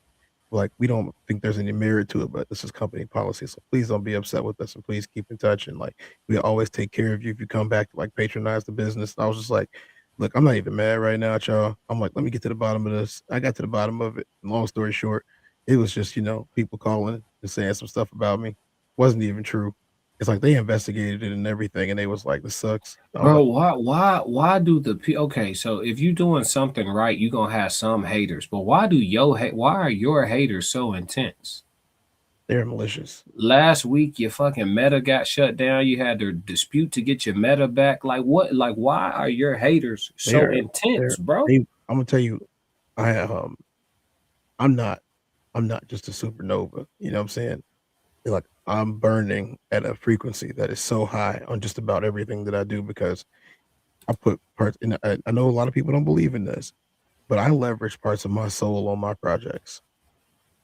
That the gas is soul energy. You know what I'm saying? Like, this is not just if it works, it works. No, the gas for what I'm doing, we're working with, you know, some nuclear stuff here. There's some chain reactions going on. So I'm able to shine brighter than I'm supposed to. I'm able to go farther than I'm supposed to. And for some reason, it just pisses them off. Bro, I don't know what you be saying, you know what I'm saying, to these people. I don't know, you know what I'm saying, what the situation is, but hey, hold on. John, enjoy your time out. Hold on, this shit keep moving. Enjoy your time out. Matter of fact, we just gonna block you altogether. Eat dirt. Yeah. Eat dirt with syrup. With syrup. Eat dirt with syrup. Yeah, I got time. Listen. We so chill, they think we don't know how to troll back. They Tez, we listen, they done called us at 3 a.m. You know what I'm saying? And they think shit's sweet. Boy, listen, this shit can activate any moment. Today I got time, cuz. This shit could activate. But back to regular scheduled programming, man. Hey, Roxy gave us a compliment. We not gonna let that slide. I appreciate all of those. She said, "Y'all got that real talk. It's too good to miss, for real, for real." We appreciate you, Roxy, for sure, for sure. Conversations with Soft Rain said, "Probably need to keep these late nights popping, especially on the weekends." LOL. Yeah. Hey, did you catch Red Room? You was in the Red Room, but you kind of wasn't like what? Hey, the Red. I liked the Red Room the other night. 10 minutes in. Yeah, I liked the Red Room yesterday, man. It was dope before it went off, but I was in there. Yeah, shit was dope, man. I was in there. It's cause I had work early this morning, so it was definitely real good last night. Adriana said, "Work it." She said, "Why he say syrup like that? For real, for real. Syrup. What you mean? How you supposed to say it? Syrup. How you supposed to say it? wait. Time. How you supposed to say it? Syrup. Ain't that how you say it? Syrup. Ain't that how? What y'all say? Syrup. How y'all say it? Hold on. Adriana, how you supposed to say syrup? Syrup. Scissor. Hey. Scissor. She said, "I fell asleep. LOL. I rewatched the comment. Sear up. Sear up. Sear up. Syrup. Syrup. Hey, we from the crib. That's syrup, folks. Syrup. Pass the syrup. Oh no. Man, go get some rest, gang. We can shut this shit down, man. It's been another one. Simply hold on, is that Momo? Yes, yes, it is. What's up, girl? Momo, you back on the scene? What's happening? Where's she been hiding at? Nah, Momo called me the other week at a bad time. I didn't get to call her back though. Well, you know, my schedule been crazy for like the last month. Momo, don't take it personal. You know I'm finna hit you back. She said, "Yes, hey, what you doing? Hey, you woke at this? Hey, look, hold on. I'm gonna just drop the link. I know she probably not available, but I got to give it a shot, bro. I got to. Yeah, let her in here. Nah, I can't drop this link. I gotta email it. Yeah. Yeah, I can't because this reusable. Send it to her on Facebook Messenger. Instagram. Yeah, Instagram. Yeah, she probably not even free, but I'm gonna just send it anyway. I'm surprised she's awake. Oh God. Yeah, I can't drop this one in the chat. I'm glad I thought about it though. Yeah, you can't drop that one in there. She says she got you another time. Oh, she not free. Okay, cool. I ain't gonna go through the rigmarole. It is 3 a.m. though. We was reaching. Look, I got excited. She said, I got you another time for sure. Okay, that's a bet. We need you on the next Queen Code. On the Queen Code. Yeah, we both said we need that. We need that. She would be excellent on there. Oh yeah, for sure. She got that passion. That passion. Hey, but you can't have her and Trigger on the same show. It's up there. If you put them on the same show, we going viral. Yeah, that'll be a viral. We are going viral. That would be viral. It would. It's over. We out of here. Hey, shout out to her though. She is a shining example of somebody that has seen somebody at every stage of their life and supported them anyway. Roxy said you ain't, huh? She said you ain't saying it wrong. That's how they say it. Yeah, that's how I say it. Yeah, sir. Yeah. She said I'm down for all the smoke with love. Of course you are. Let's do the Queen Code Thursday. Yeah, we can do it. I was already putting it together. You just read my mind. I missed 2 months. I missed 2 months. We had the holidays. You know what I'm saying? Funny. So we missed 2 months by default. Put them both on there. It's gonna be great. I'm gonna be in the comment section, obviously. Man, next Queen Code gonna be epic. I might have 8 women on there. I'm just throw the topics out and let them walk. I think it's funny. The Queen Code is always funny when you just sitting there and they talking.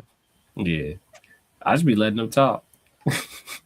until they say some shit that's just too wild. Then I'll be like, hold on, man. Look, because at the end of the day, I see the fellas in the chat like, Classic, if you don't say something, bro, like Scope be like, Class, come on, G. Like you be like, Classic, I know you're not gonna, I know you read my comments.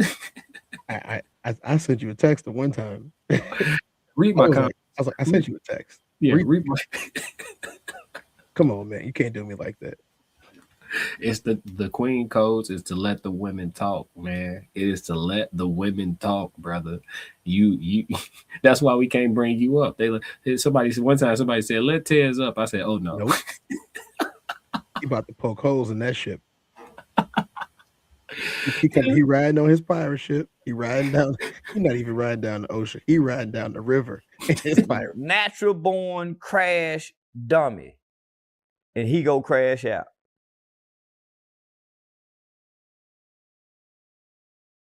Yeah, the water. Tell him straight up. Blow that out the water. Yeah, man, we can't. He ain't coming up here tonight. Nah, hell no. I know better, bro. I know better. Somebody said let Mr. McBride up. I said nope, because I want y'all to come back. Never. No, see, he'll make them not like you. Nah, impossible. Nah, it has happened. It has happened. It has happened. It has happened. I had this chick, she got into it with him, made it my fault that she was even talking to him, called my rhetoric misogyny because of him. And I just blocked her. She was fine too. But yeah, once you insult me, you gone. I ain't listen. I ain't gotta force you to respect me. I'ma just respect myself. Be gone. Be gone. Yeah, it's all good. You think I'm a misogynist? Perfect. I'm gonna get the fuck out your way. Yeah. Let me get to it before you do it. Fuck you talking about. Hey, listen, I told you. That's why when the trolls come in here, they have no idea. They have no idea, boy. What are you talking about? Nothing. Don't even see what I'm saying. It's getting late. Yeah, simply Momo said, I'll be on my best. I'm sure I won't trigger nobody. Shit. Impossible. You scared not to. Yeah, you're not scared to disagree. Yeah. We appreciate that, Classic. LOL. For sure. We're gonna let you talk. Even we know y'all gonna double, triple, and even quadruple talk. But we gonna let you talk. Impossible. He said, y'all fuck with that Memphis funk. I don't even know what that is. I ain't gonna hold you. I have no idea what he's talking about. Let's wrap the show, man. I don't even like Memphis. Make sure y'all tap in with us on February 13th, man. We got a live podcast panel in Darien, the west suburbs of Chicago, Darien, Illinois. Make sure y'all fly in February 13th, day before Valentine's. That's a Friday. Get y'all tickets. They on sale on Eventbrite. The ticket link is at Raw Society Coalition Instagram, or you can go to my Instagram at the Classic Codes, or you can go to the Tezdown, or Soul Reaper 24 on Instagram for the Tezdown, and the ticket link is in all those locations, so you can get your tickets for the show, man. Come pull up on us. Check this out. Classic. They don't like it when you got that glow, and one thing they hate worse than you having that glow is when you know you got that glow. They don't like that. They don't like that at all. So give them a reason to keep hating on it. You know what I'm talking about? Yeah, oil farming, how I'm up in rank. Step in the room, they paid away. I get treated like a milli tank. Southpaw like I'm really tank. I do things that they really can't. Envious, cause they really ain't. I'ma win any type of way. That's a parlay you could take to the bank. That's a parlay you could take to the bank. Know some people I love, put some smut on my name. Real life, I'ma still love them the same. I'ma love them from outside. Yeah, man. So make sure you tap in with us on February 13th. Pull up to the Singles and Soulmates Valentine's Day panel, and we got a full concert afterwards by myself, B Class. Y'all know me as Classic with the Classic Codes. It's gonna be an epic night. Tickets are at a discounted rate for a little while longer. Don't wait too long. Make sure you grab your tickets. It's gonna be an intentionally intimate event, so you ain't got to worry about rubbing shoulders or being in a sweat box. It's going to be a comfortable venue, food and beverages, available for you. Great bar staff, great everything. You know what I'm saying? Safe environment, free parking, the whole demonstration, man. So pull up, because it's definitely gonna be one of them events where like you in there, you having a good time, and you just Remember like, this day. Remember this day. you know what I'm saying? It's gonna be one of those for sure. So make sure y'all pull up, man. But Tez, you got any closing thoughts before we wrap the show? You guys can find any information about the RSC in any of my recent videos in the description area. That's merchandise, that is the next event, and that is the socials. That is all in there. As always, you can find me Soul Reaper 24 on all the platforms, all the ones that you should be finding me on anyway. And thank y'all for coming out tonight. Thanks for sticking with us. It's been 2 hours. For sure. Morning, Billy Kershaw. You know Billy? I know Billy's Billy from the UK. Oh, okay. What up, Billy? Morning with you. Billy, I met Billy on the Ben podcast quite some time ago. Love when they show up on these shows and these episodes. It's always man, fantastic. come on now. We be having, yeah, you already know. We done had Australia in the chat. We done had Dubai in the chat. We done had, you already know. Come on now. Yeah, this shit don't stop. Simply Momo said, just wanted to send some love. Send me the link, class. Much love always. Oh, for sure. I'm gonna send it to you. I got you. Flip said February 13th sounds like it would be forever fun. Oh, for sure. You got to pull up. Got to pull up. What up, Flip? But yeah, man, it's been a good one, man. If y'all don't do nothing else, make sure y'all stick to the codes. It's the human experienced. We out. Classic codes, I ain't taking it slow. Forgive me, Lord, I woke up in that mode. Weathered the winters when left in the cold. Hardened my heart.